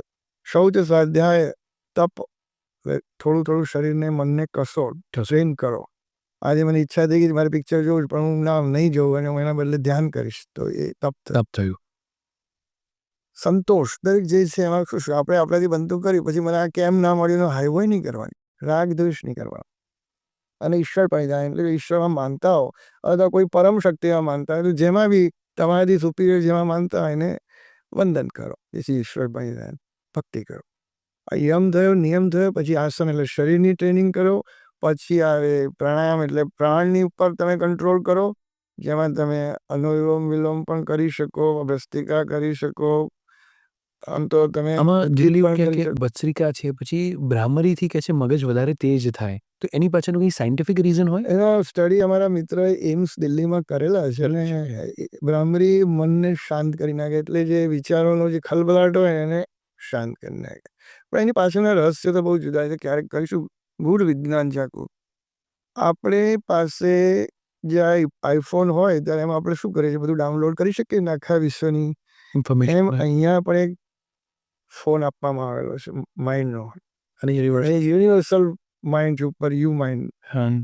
આપણું માઇન્ડ યુનિવર્સલ માઇન્ડ સાથે કનેક્ટ થઈ શકે તો આખું નાગી વસ્તુ. તમે આ બુદ્ધ, મહાવીર અને કૃષ્ણ ક્યાં ભણવા ગયા હતા, કેટલું ભણ્યા હતા, કઈ લેબોરેટરીમાં ગયા હતા? બધા એવું કે જ્ઞાન ઉતર્યું હતું એમને આખું જ્ઞાન ઉપરથી ડાઉનલોડ થઈને આવ્યું, અને એમણે જે આપ્યું એ હજી વિજ્ઞાન નથી શોધી રહ્યું છે. વેદ પુરાણમાં જે વાતો છે કયા આધારે લોકોએ લખી? અણવા સ્કંદાશ્ચ સંગાત ભેદે ઉત્પેદ્યંતે ન જગન્ની ગુણાનામ ગુણ સામ્ય સદૃશનામ ભેદાદ અણુ. આ બધા સૂત્રો તમે જુઓ તો અણુ વિજ્ઞાનના પ્રખરમાં પ્રકાર બોર, નીલ બોર અને રધરફોર્ડના જે સૂત્રો છે એ આમાં 1લી સદીમાં, 2જી સદીમાં આપણે ત્યાં લખેલા છે. એટલે વાત એ છે કે બધું ભણવાથી પ્રાપ્ત થયું નહીં, તમે સીધું યુનિવર્સલ માઇન્ડ સાથે કમ્યુનિકેટ. 15 વર્ષનો છોકરો હતો, 10માની પરીક્ષા, સોરી 11માની પરીક્ષા મેં વખતે આપી હતી, કારણ કે મારે 1 વર્ષ વહેલું થયું હતું. અને હું વેકેશનમાં મારે ઘરે જતો હતો. હું ભણતો હતો અમદાવાદ, અને ભરૂચમાં મારા ફાધર હતા, તે ડૉક્ટર છે. એટલે એમની ત્યાં એક અમારી પોતાની 5000 પુસ્તકોની લાઇબ્રેરી હતી. એટલે હું ત્યાં વેકેશનમાં જાઉં અને લાઇબ્રેરીમાંથી પુસ્તકો વાંચતો. એકવાર એવું થયું કે હું લાઇબ્રેરીમાંથી નીચે ઉતરીને બહાર આવ્યો અને એકદમ એવો ઝબકારો થયો કે ભાઈ હું ડૉક્ટર થઈશ, હું ન્યુરોલોજીસ્ટ થઈશ, હું બ્રેન ઉપર રિસર્ચ કરીશ, બ્રેન પર પુસ્તકો લખીશ, અને વિશ્વમાં પ્રવાસ કરીને બ્રેન ઉપર અને અધ્યાત્મ ઉપરની મારી રિસર્ચ પર લોકોને સમજાવીશ અને એના પુસ્તકો પણ લખીશ. આમ આવું એક ઇન્ટ્યુશન કહી શકો કે દિવા સ્વપ્ન કે જે કહો, પણ સડનલી આ થોટ ઉતરે મારા હવે એ જમાનામાં 1974ની સાલમાં કોઈ ન્યુરોલોજી હતી હોય તો અમને ખબર નથી. નહોતી. ઇવન ઇન્ડિયામાં ન્યુરોલોજી ચાલુ થઈ 1960-61 પછી, તે બી 1-2-3 ન્યુરોલોજીસ્ટ હતા. એટલે અને એ વખતે ઇન્ટરનેટ અને આ બધી વસ્તુ નહીં હોવાને કારણે કોઈ જાણકારી હોય જ નહીં. આપણને કોઈ એવું ન્યુરોલોજી શું એ ખબર બી ના. પણ somehow I was thought આવ્યો અને આઈ ડિસાઇડેડ ટુ પરસ્યુ ધેટ. એટલે પછી મારા માઇન્ડમાં એવું થયું કે ના, હું ચોક્કસ ન્યુરોલોજીસ્ટ થવાનો. એટલે ડેઈલી મેં એ થોટને વધારે વધારે દ્રઢ કર્યો. દ્રઢ કરતાં મેં કહ્યું કે મારે પહેલાં ડૉક્ટર થવું પડશે. એટલે એ પ્રમાણે મેં માનસિક અને વાંચવાની બધી તૈયારીઓ એ પ્રમાણે કરી. મારા ફાધર પેલા ડૉક્ટર હતા જ, એટલે ડૉક્ટર થવું એટલે શું એ મને ખબર જ હતી. અને સખત પરિશ્રમ કર્યો. પછી મેડિસિનમાં આવ્યા, પછી એમડી કર્યું. એમડી કર્યા પછી જાણી જોઈને ન્યુરોલોજી ક્યાં થાય છે એ શોધવાનો પ્રયત્ન કર્યો. તો એ વખતે 85માં ઇન્ડિયામાં 5 સેન્ટરમાં ન્યુરોલોજી ભણાવાતું. ત્યારે તો 80 થઈ ગયા, એવું હશે કદાચ. રાઈટ. પણ એમાં ચંદીગઢ, મુંબઈ, દિલ્હી, વેલોર એવા 4-5 સેન્ટરમાં બધી પરીક્ષાઓ બધી અપાયો. પણ એટલા બધા વચ્ચે આપણો નંબર જલ્દી લાગે નહીં. પણ એટલી દ્રઢ મારી માન્યતા મારે થવું જ છે, કન્વિક્શન, અને જાણે કે હું ન્યુરોલોજીસ્ટ થઈ જ ગયો છું એવી રીતે મેં જીવવાનું ચાલુ કર્યું, વિચારવાનું ચાલુ કર્યું. અને યુ વિલ નોટ બિલીવ, એ જ વર્ષના એન્ડમાં મને ન્યુરોલોજીમાં બોમ્બેમાં એડમિશન મળી ગયું. વાહ. અરે પછી પણ આ જ ઘટના, જાણે કે હું ન્યુરોલોજીસ્ટ તરીકે પરદેશ ગયો આમ તેમ. અને ખરેખર 96માં મારે ફેલોશિપ કરવા યુએસએ જવાનું થયું. 98માં ફરીથી હું ફેલોશિપ કરવા લંડન ગયો. એટલે મારે જે કંઈ મેં કલ્પનામાં જોયું હતું કે ઇન્ટ્યુશનમાં જોયું હતું એ સાર્થક ચરિતાર્થ થતું જ ગયું, એ આકાર પામતું ગયું. અને એ exactly it it became true. અને પછી મારે એવું બન્યું જીવનમાં કે સડનલી મારે ફાસ્ટિંગ પર રિસર્ચ આવી, મેડિટેશન પર રિસર્ચ. એટલે આ જે સ્પિરિચ્યુઆલિટી અને ન્યુરોલોજીનો એનું કોમ્બિનેશન. અને આખા વિશ્વમાં એટલી બધી જગ્યાએ જવાનું થયું. આપ જાણો છો, પુસ્તકો. ફાસ્ટિંગ માટે આઈ થિંક આપણે અબ્દુલ કલામ સાથે પણ બહુ સરસ રીતે કામ કર્યું. એ પણ અનુભવ કદાચ આપ કહી શકો. આપણી લાઈફની જર્ની એટલી ઇન્ટરેસ્ટિંગ છે. એ આખી ડિઝાઇન ઈશ્વરની છે. કારણ કે કદાચ અબ્દુલ કલામને મળવું અને એમની સાથે કામ કરવું એ કદાચ બહુ મોટા સૌભાગ્યની વાત કહી શકાય. મારા જીવનના સૌથી મોટા સૌભાગ્યો ગણું. એમાં એક અબ્દુલ કલામ સાહેબને મળવું એ હતું. એક હિઝ હોલીનેસ દલાઈ લામા સાથે કલાકની અમારી મિટિંગ થઈ. એ રીતે અમારા 2 જૈન મહાન આચાર્યો સાથે મારે બહુ જ લાંબી વિસ્તારપૂર્વક ચર્ચાઓ ધર્મની થઈ, અધ્યાત્મની થઈ, એ હતી. ઓફકોર્સ મોદી સાહેબ અને મોટા કેટલાય મહાનુભાવોને પણ મારે મળવાનું થયું. એટલે એક ઈશ્વરની એક યોજના જ હતી કે મારે અમુક રીતે થયું. પણ કલામ સાહેબને તો મારે મળવાનું એટલા માટે થયું કે મારા એક મિત્ર મારી પાસે એક ફાઇલ લઈને આવ્યા કે ભાઈ ફલાણા ભાઈ છે HRM હિરાધર માણે કે 411 દિવસના ઉપવાસ કરે છે. હશે તો હું શું કરું? તો કે તારે રિસર્ચ કહેવાનું. મેં કહ્યું ભલા માણસ, હું તો ન્યુરોલોજીસ્ટ છું, મારે ફાસ્ટિંગ ન્યુટ્રિશનને શું લેવા દેવા? તો કે ના તો આ બધું અમેરિકા લંડન ભણ્યું, અમારે શું કામનું? કે અમારે તો કોઈ જે માણસને રિસર્ચ આવડતી હોય એ વ્યક્તિ જોઈએ. તો મેં એને હસી કાઢ્યો 2-3 વાર. તો એ ભાઈને મેં પાછા મોકલ્યા. પછી મેં એકવાર એની વાઈફને ફોન કર્યો. મેં કહ્યું આ પીજીને શું થયું? તો જો ને આવી બધી ગાડી વાતો કર. See the gravity of situation. તો એ ભાભી કહે કે ના, કે સુધી ભાઈ તમે જુઓ ને, વિચારો સાંભળો ને, તમે કંઈ કહે છે એમાં. Ultimately to cut the matter short, એ રિસર્ચમાં મારે જોઈન થવાનું થયું. I was the lead researcher. અને એમાં તે પછી એના ઉપર મારો થીસીસ પ્રગટ થયો. 2001ની સાલમાં આખા વિશ્વમાં ગયો. એટલા બધા લોકોએ મને કોન્ટેક્ટ કર્યો. અને એમાંનો એક કોન્ટેક્ટ પ્રહલાદ જાની નામની વ્યક્તિનો થયો. માતાજી જેને કહેવાય. અને એને ખાવાનું, પીવાનું, યુરિન સ્ટૂલ બધું બંધ છે એવું મારા પર એમના જે ભક્તો હતા એમને કહ્યું. એટલા સમયથી આ બંધ છે, વર્ષો થઈ ગઈ, 65 યર્સથી. પાણી પણ નહીં, જમવાનું પણ નહીં, તો બોડી ટકી રહ્યું છે. એટલે હું તો અમને હસી કાઢ્યો. આવું તો હતું તો તમે કેમ આવી બધી વાતો કરો? તમે કે કોની જોડે આવી રીતે વાત કરો? એમ કહીને મેં એમને કખડાયો પણ કર્યા. તો કે સાહેબ કંઈ તમે એકવાર મળો તો ખરા. Again same story. 2-4 વાર ના પડ્યા. પછી મેં કહ્યું સારું, લઈ આવો. એ આવ્યા. મેં એમને જોયા. નિડર અને નિર્ભય વ્યક્તિ. અને તમે જુઓ તો શું તેજ એનું, જબરજસ્ત. આમ શામ, પણ તમે જુઓ તેજસ્વી. એ જે બોલે એમાં સત્ય તમને દેખાય. અને એને પછી આમની રિસર્ચની વાત આવી તો કે તમે મારા શરીર પર જે પ્રયોગ કરવા કરો, પણ અંદર કોઈ સળિયા કે ટ્યુબ નાખવાની નહીં, એન્ડોસ્કોપી નહીં કરવાની. બાકી બહાર જે બ્લડ લેવું હોય, ફોટા પાડવા, જે કરવું એ કરો. કે અલ્ટિમેટલી મેં શું વિચાર્યું, મેં કહ્યું બહુ તો ખોટા હશે તો આપણે એને દુનિયા સામે જાહેર કર્યું કે ભાઈ આ ભાઈ ખોટું બોલે છે, નહીં સાચા હશે તો આપણને કંઈક જાણવા મળશે. એટલે ધેટ ઇન્ટ્રીગિંગ નેચર એ મને એમાં હેલ્પ કરી. હા, એ જમાનામાં મારે કલામ સાહેબને આઈઆઈએમમાં કોઈ કામ માટે મળવા જવાનું થયું. 1 જ મિનિટની ટોક હતી, ડિસ્કશન. એમાં મારે પ્રોફેસર મિત્ર અનિલ ગુપ્તા, પદ્મશ્રી, એમને એમ કહ્યું કે આ છોકરો છે સાહેબ કામ બહુ ઝીણવટથી કરે, તમે 1 મિનિટને બદલે 2-3 મિનિટ આપજો.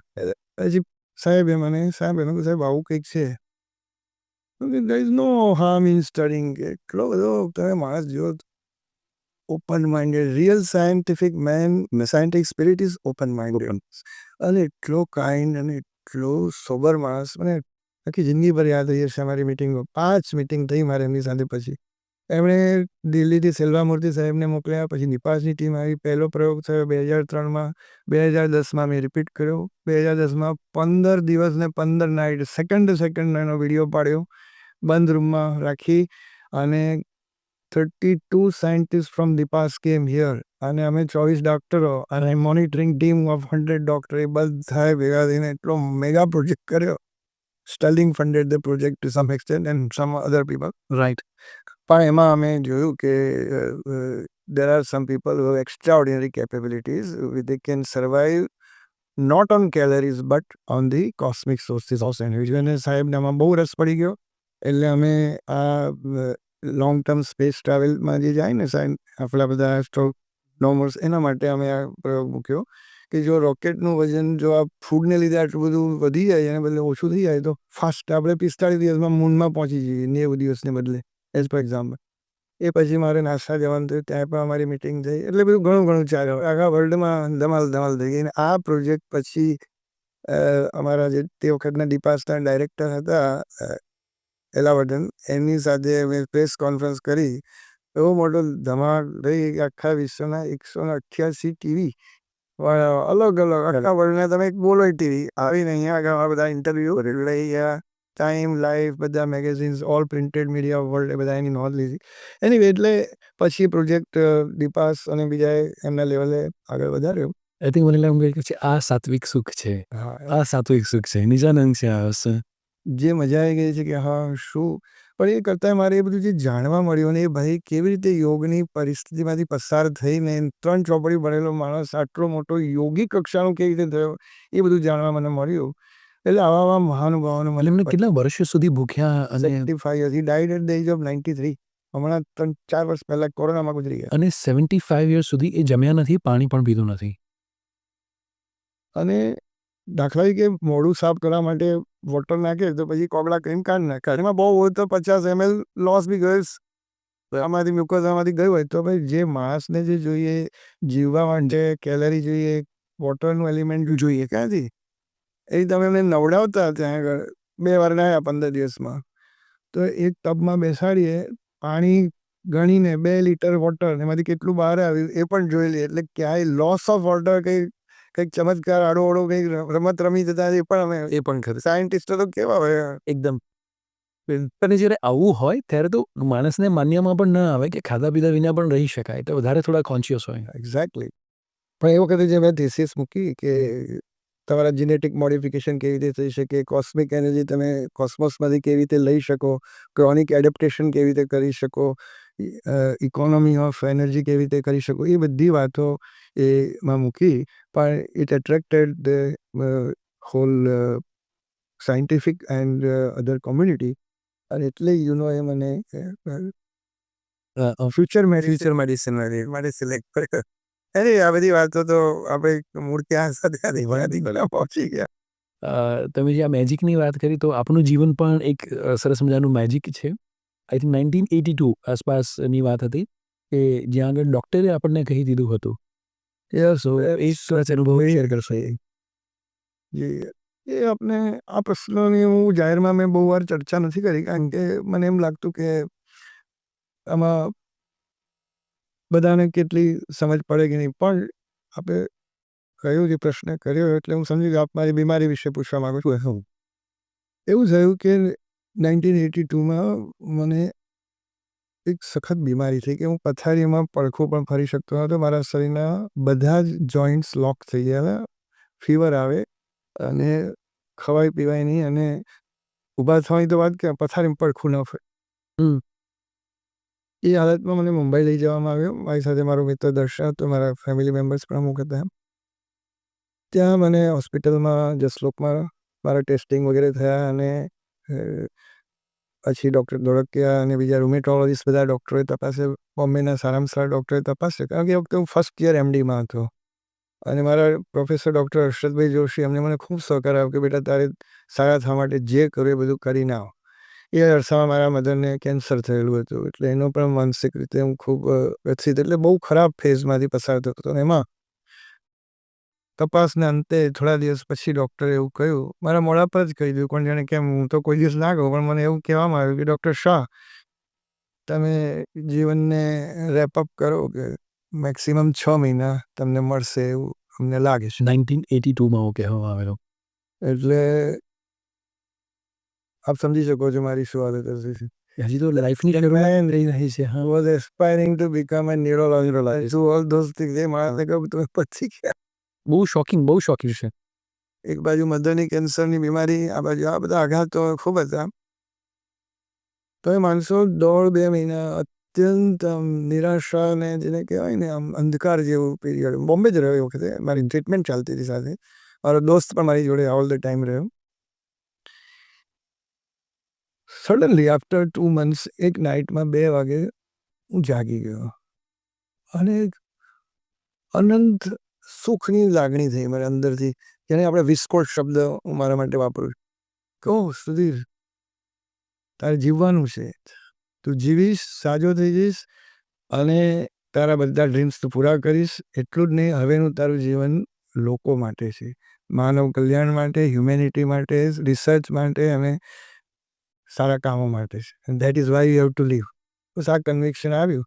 ખબર નહીં મારા શરીરમાં કોઈ કેમિકલ ફેરફાર થયો કે કંઈ બી, એટલે તમે સામાન્ય માણસ આ જલ્દી સમજી કદાચ ના પણ શકે એવી વાત છે. એટલે હું ખાસ કહેતો કારણ કે પણ તમે પૂછ્યું એટલે હા બન્યું. હા, અને એના થોડા મહિનો 1.5 મહિના પછી મારે થોડો સુધારો થવા માંડ્યો. હું અમદાવાદ આવી ગયો હતો. મારી રેસિડન્સી ચાલતી હતી. મારા મિત્રો બધા કો હાઉસમેન જેવા એ બધા મને સિટી હોલ જે રોજ પેશન્ટ જોવામાં મદદ કરે. સાહેબનો પણ ખૂબ સહકાર કે બેટા ચિંતા ના કર, થાય એટલું કર. બધાએ એટલો બધો સહકાર આપ્યો અને બધી ટ્રીટમેન્ટ કરતાં ટોટલ 12મા મહિને હું કમ્પ્લીટલી સારો થયો. took 12 months for me to come. I don't mind telling the truth કે આજની તારીખમાં પણ એ ડિઝીઝનો અંશ છે મારામાં અને વચ્ચે એ થોડા ઘણા ઉછલા મારે છે. પણ હું બધાને નજરઅંદાજ કરીને હું મારા ધ્યેય ઉપર બેસી કે મારે આના માટે જીવવાનું છે, આ કરવાનું છે. એટલે બધું બાજુ પર મૂકીને સમથિંગ હેલ્પ્સ મી. અને આજે પણ તમે કહ્યું કે આજે પણ આમ ડૉક્ટરને ત્યાં વિઝિટ કરીને જ પોડકાસ્ટ માટે આવેલા છે. રાઈટ. કહેવાનો મતલબ એ કે જો તમારી અંદર કોઈ પર્પઝ હોય, તો કે વિક્ટર ફ્રેન્કેલની નવલકથા વાંચી હોય, ઓટોબાયોગ્રાફી, એને લખ્યું માણસને જીવવાનું જો પર્પઝ, જેને નોબેલ પ્રાઇઝ મળ્યું 1947, એ બુકની વાત કરું તો એ તમે જો કોઈ પર્પઝ લઈને રહો તો તમને દુનિયાની કોઈ વસ્તુ જીવતા અટકાવી ના શકે, સુખી થતા અટકાવી ના શકે અને અચીવ કરતા અટકાવી ના શકે.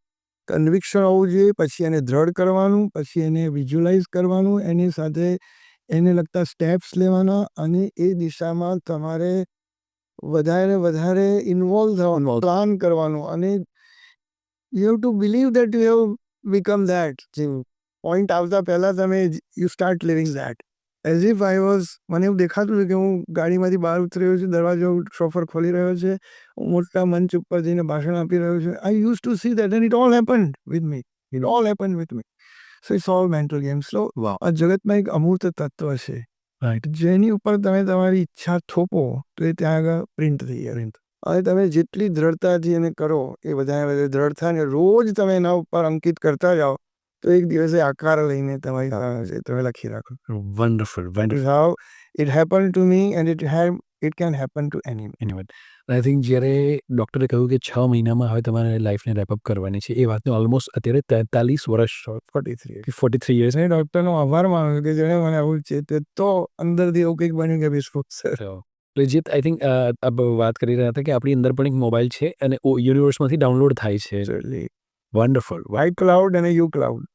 હા, રાઈટ, રાઈટ, રાઈટ. બરાબર. વન્ડરફુલ, જો iCloud આપણે માનીએ છીએ તો uCloud કેમ ના માની શકાય? It's a reality. Reality.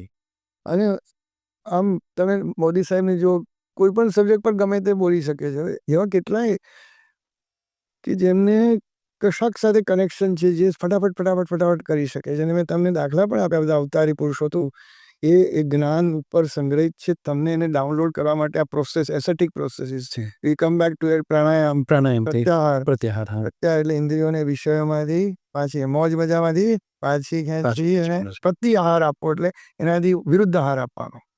Okay. That is pratyahara. એટલે મારે આ જોઈએ છે એને બદલે એનાથી ઊંધું કરવાનું. દેટ ઇઝ અચ્છા, એટલે મને ઈચ્છા થઈ કે મારે હવે અત્યારે વિડીયો ગેમ રમવી છે તો મારે એને નહીં જ રમવા, નહીં રમવાનું. એને બદલે હું દેરાસર જાઉં કે ધ્યાન કરું. ધ્યાન કરવું. Okay, okay, okay. આહાર નથી, પ્રત્યાહાર શબ્દ છે. પછી ધારણા આવે ને પછી ધ્યાન આવે ને પછી સમાધિ. ધ્યાન એ 7મું અંગ છે. ફાઇનલ અંગ તો સમાધિ છે. Where your consciousness is unified with universal consciousness, that is called samadhi. એમાં બી સંપ્રજ્ઞાત ને અસંપ્રજ્ઞાત સમાધિ એવા પ્રકારો છે જેમાં પેલાને ખબર હોય કે હું અત્યારે યુનિફાઈ થઈ ગયો, પેલાને ખબર ના હોય અસંપ્રજ્ઞાત સમાધિ એટલે ફાઇનલ સ્ટેજ. પણ એની પહેલા 7મું ધ્યાન છે. એટલે ધ્યાન એ અલ્ટિમેટ નથી, સમાધિ અલ્ટિમેટ છે. પણ કોઈ પણ માણસ સીધું ધ્યાન ના કરી શકે, એને પહેલા ધારણા કરવી જોઈએ. હું આપણે શોર્ટમાં સમજાવું, માનું છું કે સમય ફાસ્ટ જઈ રહ્યો પણ દર્શકોને મજા આવશે. હું માનું કે આપણો 14મો માળ છે, 13મા માળથી હું નીચે જોઉં છું તો ગાડીઓ જાય છે. એમાં હું એમ નક્કી કરું કે મારે લાલ રંગની ગાડી જોઈ છે. તો જતી ગાડીમાંથી એક લાલ રંગની ગાડીને હું જોઉં ને તો શું કરું છું, હું બીજી ગાડીઓને હું કાઢી નાખું છું. એટલે eliminating all other cars is ધારણા. ધારણા ઇઝ એલિમિનેશન. અને એટલે એક કાર ઓટોમેટિક રહી ગઈ ને. પછીનું સ્ટેજ આવે છે ધ્યાન.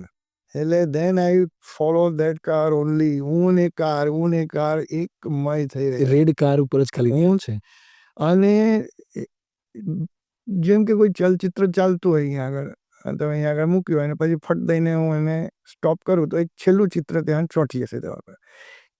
બંધ થતા પહેલાં જે છેલ્લું ચિત્ર ચોંટ્યું એ ધ્યાનની અવસ્થામાં એવું થાય કે ધ્યાતા એટલે ધ્યાન કરનાર અને ધ્યાનની વસ્તુ એકરૂપ થઈ જાય. So I become the element. The process of going, જે ધ્યાનની પ્રક્રિયા છે એ એમાં એક તાન વિચારો હું ને કાર એકમય થઈ ગયા, એ ધ્યાનની પ્રક્રિયા. પણ જ્યારે ધ્યાતા અદૃશ્ય થઈ જાય ત્યારે સમાધિ બની જાય છે. That you are unified with something.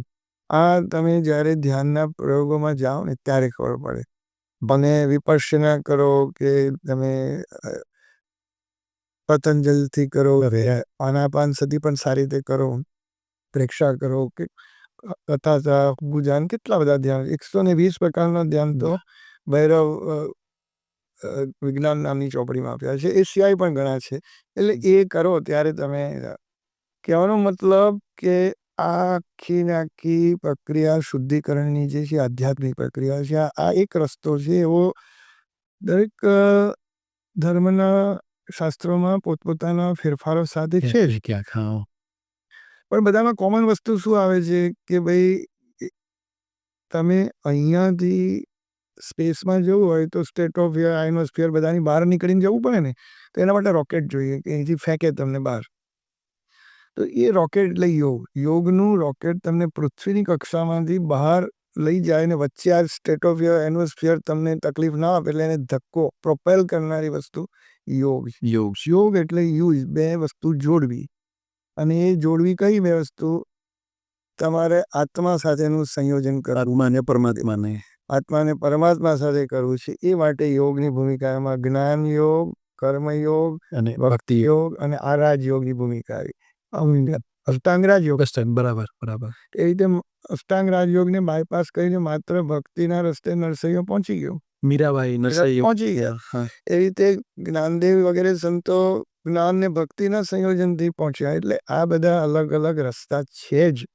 અને જૈન ધર્મમાં પણ અદ્ભુત પ્રક્રિયા બધી બતાવી છે. પણ ઈશ્વરની સાધના કરો, તપ કરો, સંયમ કરો અને સાથે તમે ધ્યાન, કાયોત્સર્ગ આ બધી ભૂમિકા કરતા જાઓ તો તમે આ અધ્યાત્મના રસ્તા છે. આ ધર્મના રસ્તા નથી, અધ્યાત્મના અધ્યાત્મના રસ્તામાં માણસે આગળ વધવું છે. એમાં ઘણા બધા સારા અનુભવો થાય, ઘણી બધી વાર ખરાબ અનુભવો થાય, ખરાબ માણસો મળે. અને મેં એવું જોયું છે કે મોટાભાગના લોકો એ ખરાબ અનુભવોને અથવા ખરાબ માણસોને માફ નથી કરી શકતા. તો એને કંઈ ખુશી સાથે કંઈ લેવા દેવા અથવા એને કંઈ બ્રેન ઉપર કંઈ સાઈડ ઇફેક્ટ થાય કે એવું કંઈ ખરું કે? આમાં 2-3 વાત છે. આ બહુ ગંભીર સવાલ કર્યો છે અને એ આજના પરિપ્રેક્ષ્યમાં બહુ જ સાચો સવાલ છે. કારણ કે અત્યારે ડોંગી માણસો બાવાઓને બધા વધારે છે કે જેને આ પાસે જઈને લોકો ગૂંચવાઈ જાય છે અને જે હોય એનાથી એનું પતન થતું હોય છે. અને એટલે લોકોની શ્રદ્ધા ધર્મ પ્રત્યેથી ને અધ્યાત્મ પ્રત્યેથી ઓછી થઈ રહી છે. ઓછી થઈ રહી છે. બાકી તમે વિચાર આવે તમને કે રોજ આટલા બધા બાવાઓ કે આટલા સંતો જે કોઈ બી હોય આ ટીવી પર સવારથી રાત સુધી પ્રવચન આપે છે. આટલી બધી સભાઓ આટલી છઠ ભરાઈ ગઈ સાંભળે તો બધાનું કલ્યાણ ના થઈ જાય. પણ એક પણ માણસ અથવા હાર્ડલી 5 માણસો સુધરતા રાઈટ એના ઘણા કારણો છે. અને જ્યારે સાચો સંત મળવો એ તમારી યોગ્યતાની કસોટી. The real guru appears when you become qualified. Right. ત્યારે પેલો ગુરુ ઓટોમેટિક પ્રગટ થાય. અને આ બધા વેપારીઓ છે એને ધ્યાન સાથે કે ધર્મ સાથે કે અધ્યાત્મ સાથે કોઈ લેવા દેવા નથી. આપણે એટલી બુદ્ધિ કેળવવી પડે કે આ માણસ વેપારી માણસ છે કે નર્યો સંત છે. જે મેં હમણાં નિજાનંદની નિજાનેશન આપી કે કેવી ટાઈપની વ્યક્તિ હોય. તમે એને મળો તો તમે એને પગે લાગો તો કંઈ ન લાગો તો કંઈ ફરક ના પડે. એવી વ્યક્તિને જોવી, મળવું, એની સાથે સંસર્ગ થવો એ ખરેખર પરમાત્માની કૃપાથી થાય અને આપણું ભાગ્ય જાગ્યું થાય.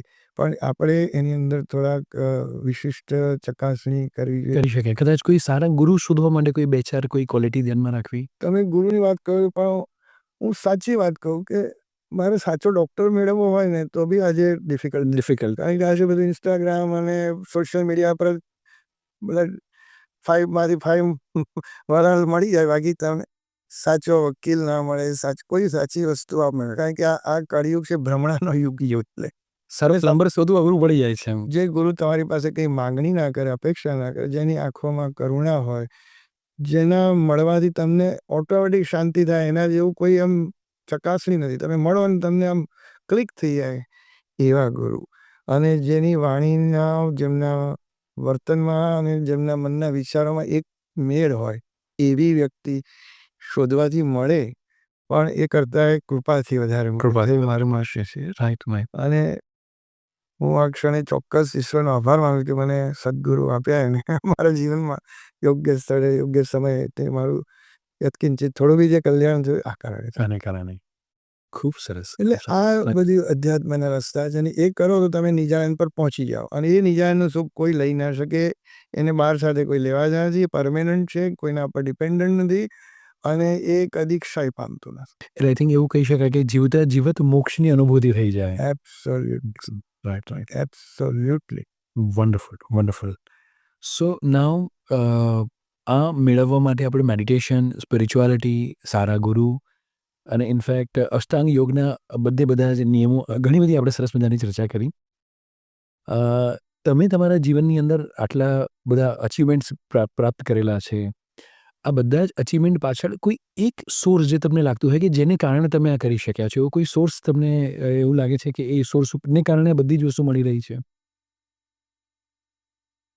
એક સોર્સ તો નથી, ઘણા ફેક્ટર્સ છે. અને એમાં મારા ફાધર મધરનો પણ બહુ મોટો રોલ છે. મારા ગ્રાન્ડફાધર એમનો પણ જબરજસ્ત રોલ છે. મારા ગ્રાન્ડફાધર એક ફિલોસોફર હતા અને જૈન ધર્મ અને ભગવદ્ ગીતા ષડદર્શનના અભ્યાસી હતા. નાનપણમાં 9મા 10મા 11મા એમાં એમણે બધું ભણાવ્યું હતું મને. વેદ, ઉપનિષદ અને ષડદર્શન. જ્યારે હું નાનકડો બાળક હતો એમ કહી શકો તમે. વાહ. અને સંસ્કૃત મારો સ્કૂલનો એક્સ્ટ્રા વિષય હતો એટલે મને ગ્રાસ્પિંગ ફાસ્ટ થતું હતું. એટલે કહું છું, આ ઈશ્વરની ડિઝાઇન છે ને એ વખતે એમના થકી હું એટલા બધા મહાન પુરુષોને, સંતોને મળ્યો અમદાવાદમાં. એ ડોંગરેજી મહારાજથી માંડીને ભાગવત વિદ્યાપીઠના ઋષિથી માંડીને વિનોબાજી માંડીને અનેક મહાન સંતોના પરિચયમાં હતા. અને એ બધાને શુક્લાલજી પંડિતથી માંડીને બેચરદાસજી, આ બધા મોટા મોટા પ્રખર વિદ્વાનો સંતોને મળવાનું થયું. એની કન્ટિન્યુઅસ મારા માઇન્ડ ઉપર અસર થતી થતી થતી થતી જે કંઈ થોડી શુદ્ધિ થઈ એનું આ પરિણામ. પિતાજી ડૉક્ટર હતા અને અમને કળા, સાહિત્ય અને સંગીતમાં પ્રેર્યા, એટલે એ પણ એમને ટ્રેનિંગ અપાવી. માતાજી અમારા અત્યંત સંસ્કારી અને ધાર્મિક પ્રવૃત્તિવાળા હતા, એટલે એ સંસ્કાર પણ કામ લાગે. એટલે એક જણને શ્રેય આપી શકું એવું નથી. અને આ બધા અબ્દુલ કલામ સાહેબ જેવા અને દલાઈ લામા જેવાને મળો એટલે તમારા જીવનમાં ચેન્જ આવ્યા વગર રહે નહીં, થોડોક તો આવે છે કે એક સંસર્ગનો એ પ્રતાપ છે. ખૂબ સરસ, ખૂબ સરસ. અને મને આપના જવાબમાંથી જે ખૂબ જ વસ્તુ ગમી કે આપની આ જર્નીમાં શ્રેય આપે બધાને આપેલો છે, પોતાના સિવાય, પોતાની લાઈન સિવાય. હું બહુ જ સાચું કહું ને રહીશભાઈ, ઓનેસ્ટલી તો મારી પોતાની એવી કોઈ લાયકાત નથી કે મારી પોતાની એટલી કોઈ એવી મારી મહેનત નથી કે જેટલું મને ઈશ્વરે આપ્યું છે એના માટે એની પરમ કૃપા છે. મારા બાળકો પણ એવા આપ્યા, મારી પત્ની પણ એવી આપી, મારા ભાઈ બહેનો, મારે કોઈની જોડે ઝઘડો જ નથી જીવનમાં. આ બધા એક એ બધું ક્યારે બને ત્યારે તમે આવું બધું કરી શકો. બરાબર છે, બરાબર છે. એટલે એમ ખરેખર I am singularly lucky man, or somebody God has designed that way. બેમાંથી એક વાત છે. બાકી મારી પોતાની લાયકાત હોય કે મેં એવું કંઈક કરી નાખ્યું એવું હું નથી માનતો. મારા થકી આ બધું થોડું થયું, કારણ કે હું પ્રવાહમાં મેં મારી જાતને વહેતી મૂકી, એ વાત બરાબર છે, પણ મેં રેઝિસ્ટન્સ ના આપ્યો, પણ ઓટોમેટિક બધું થયું. બાકી તમે વિચારો કે 9 વર્ષના છોકરાઓ આવા બધા મહાત્માઓને મળવાનું કેવી રીતે થાય? એમાં મેં શું કર્યું હોય? અને એ માણસને વેદ, પુરાણ, ઉપનિષદ કોણ ભણાવે? ભગવદ્ ગીતા કોણ ભણાવે? અમે તો જૈન છીએ, તો જૈનના બધા શાસ્ત્રો ભણાવે. આજે મને એટલા કામ લાગે છે કે વાત આ છે. એટલે હું બહુ જ સાચું ઓનેસ્ટલી કહું છું. અને આઈ થિંક એના લીધે જે આપણે વાત થઈ કે ઘરે 2 દીકરીઓ છે અને એ બંને દીકરીઓ પણ ન્યુરોલોજિસ્ટ છે. બીજો એટલે એ પણ આઈ થિંક ઈશ્વરની કૃપા કહી શકાય. એટલે આખા ઇન્ડિયામાં ભાગ્યે જ કોઈ ફેમિલી એવા છે કે જેમાં ન્યુક્લિયર ફેમિલીમાં 3 જણા ન્યુરોલોજિસ્ટ. એવું અમને સૌભાગ્ય પ્રાપ્ત થયું. અને દીકરીઓ પણ બહુ ડાયી, સંસ્કારી. એક છે તો મ્યુઝિશિયન છે અને એક છે તો પેઇન્ટર છે પાછી એડિશનલ. વાહ! એટલે આપણે આપે એ બંને દીકરીઓમાં એમના પ્રોફેશનની સાથે સાથે હોબી પણ એક્ટિવ રાખેલી છે. ખૂબ સરસ, ખૂબ સરસ. હું આપને જેમ એટલું જાજુ પેરેન્ટિંગ તો ક્લાસીસ મેં કરેલા નતા, પરંતુ થોડું ઘણું મેં વાંચ્યું હતું ગીજુભાઈ બધેકા અને દિવાસ ચોકનેલનું પુસ્તક. અને મને ખ્યાલ હતો અને એમને વિકસવા દેવા અને એ ઓબ્સ્ટ્રક્શન આપ્યા વગર એ જેમ જેમ જો એમને જ્યાં જ્યાં એમની શક્તિઓ ખીલે. અને એટ ધ સેમ ટાઈમ મારામાંથી જોઈને એમને ન્યુરોલોજી કરવાની ઈચ્છા થઈ. બાકી મેં એમને ન્યુરોલોજી કરવા પ્રેર્યા નથી જરાય નહીં. પણ એમને એમ થયું કે અમારે ન્યુરોલોજી તો એમાં પછી બહુ રોકવાનો અર્થ પણ નથી. વાહ, વાહ, વાહ!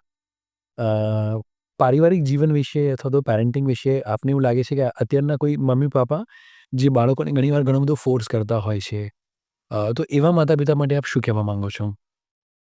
મને ખાલી જિબ્રાન યાદ આવે છે અહીંયા. Thy children are not thy children, they are born through thee. તમારામાંથી એને જન્મ લીધો, બાકી તારા બાળકો નથી. એ અનંતના ચાપમાંથી છૂટેલા બાણ છે કે એને તું એની રીતે કરવા દે.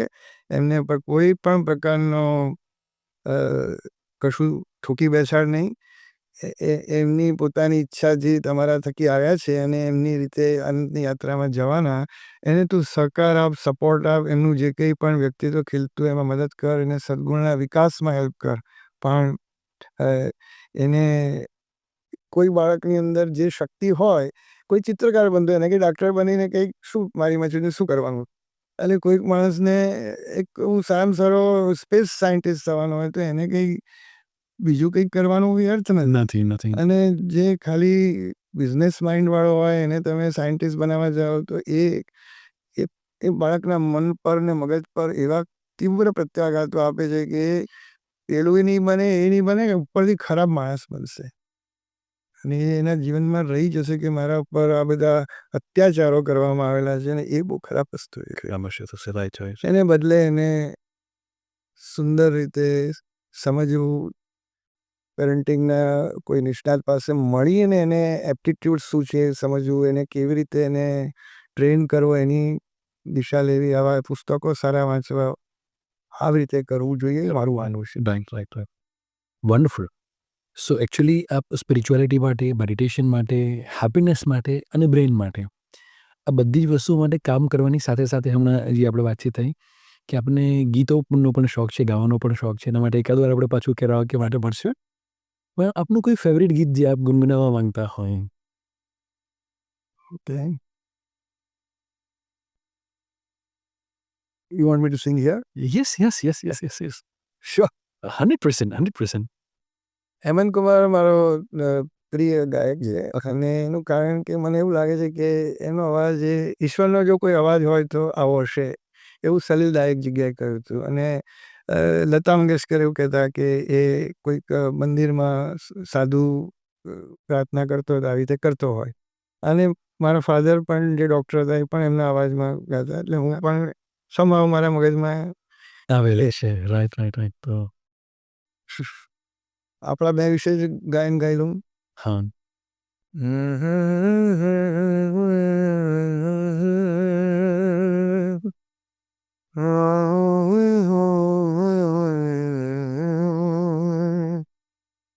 मगर लगता है कुछ ऐसा मेरा हमदम मिल गया,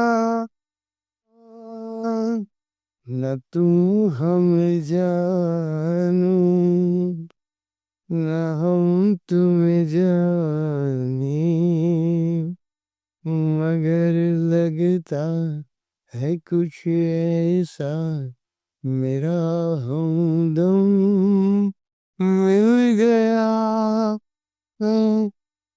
ક્યા વાત હે. આઈ થિંક તમે હેપીનેસ માટે પણ તમે ગાતા હોય એવું પણ થઈ ગયું ચોક્કસ. કે નથી આપણે એને જાણતા, નથી એ આપણને જાણતી. પણ જો કદાચ સાચો રસ્તો મને લાગે છે આજે ઓડિયન્સને અષ્ટાંગ યોગ થ્રુ કદાચ એક સાચો રસ્તો મળી શકે તેમ છે. એટલે આપણે જે કહ્યું બહુ સારું. આ ગીતનો ઓરિજિનલ વર્ડિંગ તો એવું છે કે ભાઈ હું તમને ઓળખું તમે ઓળખો, આપણે હવે ઈશ્વર સાથેના આ સૂફી ગીત છે. સંવાદ સુફી. હા. અને એરિસ્ટોટલે પણ એક જગ્યાએ એવું કહ્યું હતું કે જીવનમાં સુખ પ્રાપ્તિ કરવી તો 4 વસ્તુ સફિશિયન્ટ છે કે સારું સ્વાસ્થ્ય, સારા સંબંધો, સદ્ગુણો અને સંપત્તિ જે પ્રમાણ સંપત્તિ. વધારે સંપત્તિ તમને ગાળા કરે, ઓછી પણ કરે. પણ આપણું અધ્યાત્મ શાસ્ત્ર એનાથી આગળ જઈને ઘણી વસ્તુ ઉમેરે છે, જેમાં રિલિજનની વાત આવી, સ્પિરિચ્યુઆલિટીની વાત આવી. આપણા સદ્ગુણોમાં એમના જે કરતાં જુદા છે. એ લોકો પ્રામાણિકતા અને એમાંથી અટકી જતા. આપણામાં ક્ષમા, સત્ય, નમ્રતા, પવિત્રતા, સંયમ, તપ, 5 યમ કહેવાય એ, બરાબર છે. આ બધા સદ્ગુણોની વાત આવી છે. અને એ સદ્ગુણો આની સાથે 5 આધ્યાત્મિક વાતો જે થઈ, આપણે પ્રાર્થનાથી માંડીને તપ વગેરે બરાબર. યોગની વાત થઈ, આ બધી ભૂમિકાઓ પાશ્ચાત્યમાં નથી. સુખની અંદર આ બધું પેલા જોડે ઉમેરો, પણ ત્યાં વાત શરૂઆત તો શરીર સારું હોવું જોઈએ છે જ. એટલે મિત્રોને હું ચોક્કસ કહીશ કે ભાઈ તમે શરીર સારું રાખો, મન હળવું રાખો અને સાથે સાથે સદ્ગુણો, યોગ્ય સંપત્તિ જરૂર કેળવો, પણ બહુ વધારે પડતી નહીં. બરાબર. સંબંધોમાં બહુ ધ્યાન રાખો. 5 સંબંધો અગત્યના છે. તમારા હસબન્ડ વાઈફના સંબંધોમાં પારદર્શિકતા અને પવિત્રતા જોઈએ. બાળકો સાથે એકદમ મિત્રચારીના સંબંધો હોવા જોઈએ. એમને પ્રમોટ કરો, સપોર્ટ કરો, એમને સમય આપો. પૈસા અને વસ્તુ આપીને બગાડી ના દો, સમય આપો. બરાબર. અને એમને આવા બધા વોટ્સએપ અને સ્ક્રીન ટાઈમ વગેરેમાંથી બહાર કાઢો અને સાચું પેરેન્ટિંગ કરો. થર્ડ વસ્તુ એ માતા પિતા અને સાસુ સસરા સાથેના સંબંધોમાં બહુ જ ધ્યાન રાખો. એમને સમય આપો, એમની જરૂરિયાતો પૂરી કરો, એમની એકલતા દૂર કરો, એમને જે કંઈ જોઈએ કરો, કારણ કે એમને તમારા માટે બધો ભોગ આપે. પાછું મિત્રો માટે પૂરતો સમય કાઢો, ખૂબ સમય આપો. મિત્રો તમારું જેને કહીને કોઈ પણ જાતની અપેક્ષા વગરની જો દેવદૂતો હોય તો મિત્રો છે. મિત્રો છે. અને આઈ એમ વેરી લકી કે I have best of the friends. વાહ વાહ. ઓકે. એન્ડ લાસ્ટ ઇઝ તમે જે જગ્યાએ કામ કરો છો ત્યાં ઉપરી સબોર્ડિનેટ અને તમારા સમકક્ષ એટલે બહુ કેરફુલ રહેજો. એમાં કે ગમે તેમ તમે કેઝ્યુઅલ રિલેશન રાખો, be very careful how you interact with them. આ બધી વસ્તુઓ શાસ્ત્રોમાં બહુ સુંદર વર્ણન છે. આપણા પુસ્તકમાં પણ એની વાતો લખી શોર્ટમાં છે, પણ એટલે આ બધી ડિટેલ જે છે ને એ આપણા ધર્મમાં ને આપણા શાસ્ત્રોમાં જેવી છે એ પાશ્ચાત્યમાં નથી. પણ છતાંય અમુક તત્વો સરખા છે. બહુ આનંદની વાત છે અને સત્ય તો સરખું જ હોય. સરખો છે. બરાબર છે. બરાબર. એટલે હું આજે એટલું કહીશ કે મને આજે ખરેખર બહુ સુખ ઉપજ્યું, શાંતિ મળી, આનંદ થયો, નિજાનંદ થયો અને હું મારા મનની વાતો આપના થકી બધાને પહોંચાડી શકું. અને બધાને માટે હું પ્રાર્થના કરીશ, સર્વે સુખિનઃ સંતુ, સર્વે સંતુ નિરામયા, સર્વે ભદ્રાણી પશ્યંતુ, માં કશ્ચિત દુઃખ ભાગ ભવેત. કોઈ દુઃખ ના પ્રાપ્ત કરો, સર્વનું કલ્યાણ થાય, સર્વ સુખી થાવ, સર્વે સ્વસ્થ થાવ, નિરામય થાવ. Thank you very much. ખૂબ સરસ, ખૂબ સરસ. સો આપનું પુસ્તક છે સુખોપનિષદ. આઈ થિંક એની લિંક પણ આપણે ડિસ્ક્રિપ્શનમાં રાખીશું, ઘણા બધા લોકો સુધી પહોંચે. અને આઈ થિંક આપના જે જીવનનો પરિવ્યાપ છે એ એટલું વિશાળ છે કે મને એવું લાગે છે કે એક પોડકાસ્ટની અંદર એને સમાવવું એ પેલું ગાગરમાં સાગર સમાવવા જેવું છે. તો મને એવું લાગે છે કે આપણે ઓડિયન્સને પણ પૂછીએ અને જો તમે પાર્ટ 2 ટાઈપ કરશો તો થોડા સમયની અંદર બીજા ઘણા બધા આયામો ઉપર ઘણી સરસ રીતે આપણે વધારે ડિટેલમાં વાત કરી શકીશું. અને આપ આવ્યા, આપના આટલા બધા કિંમતી સમયને આટલા બધા વ્યસ્ત સમયની વચ્ચે પણ આપ આવ્યા અને એકદમ આનંદ સાથે, એકદમ મોજ મસ્તી સાથે આપણે વાતો કરી. એના માટે ખૂબ જ thank you very much. Thank you very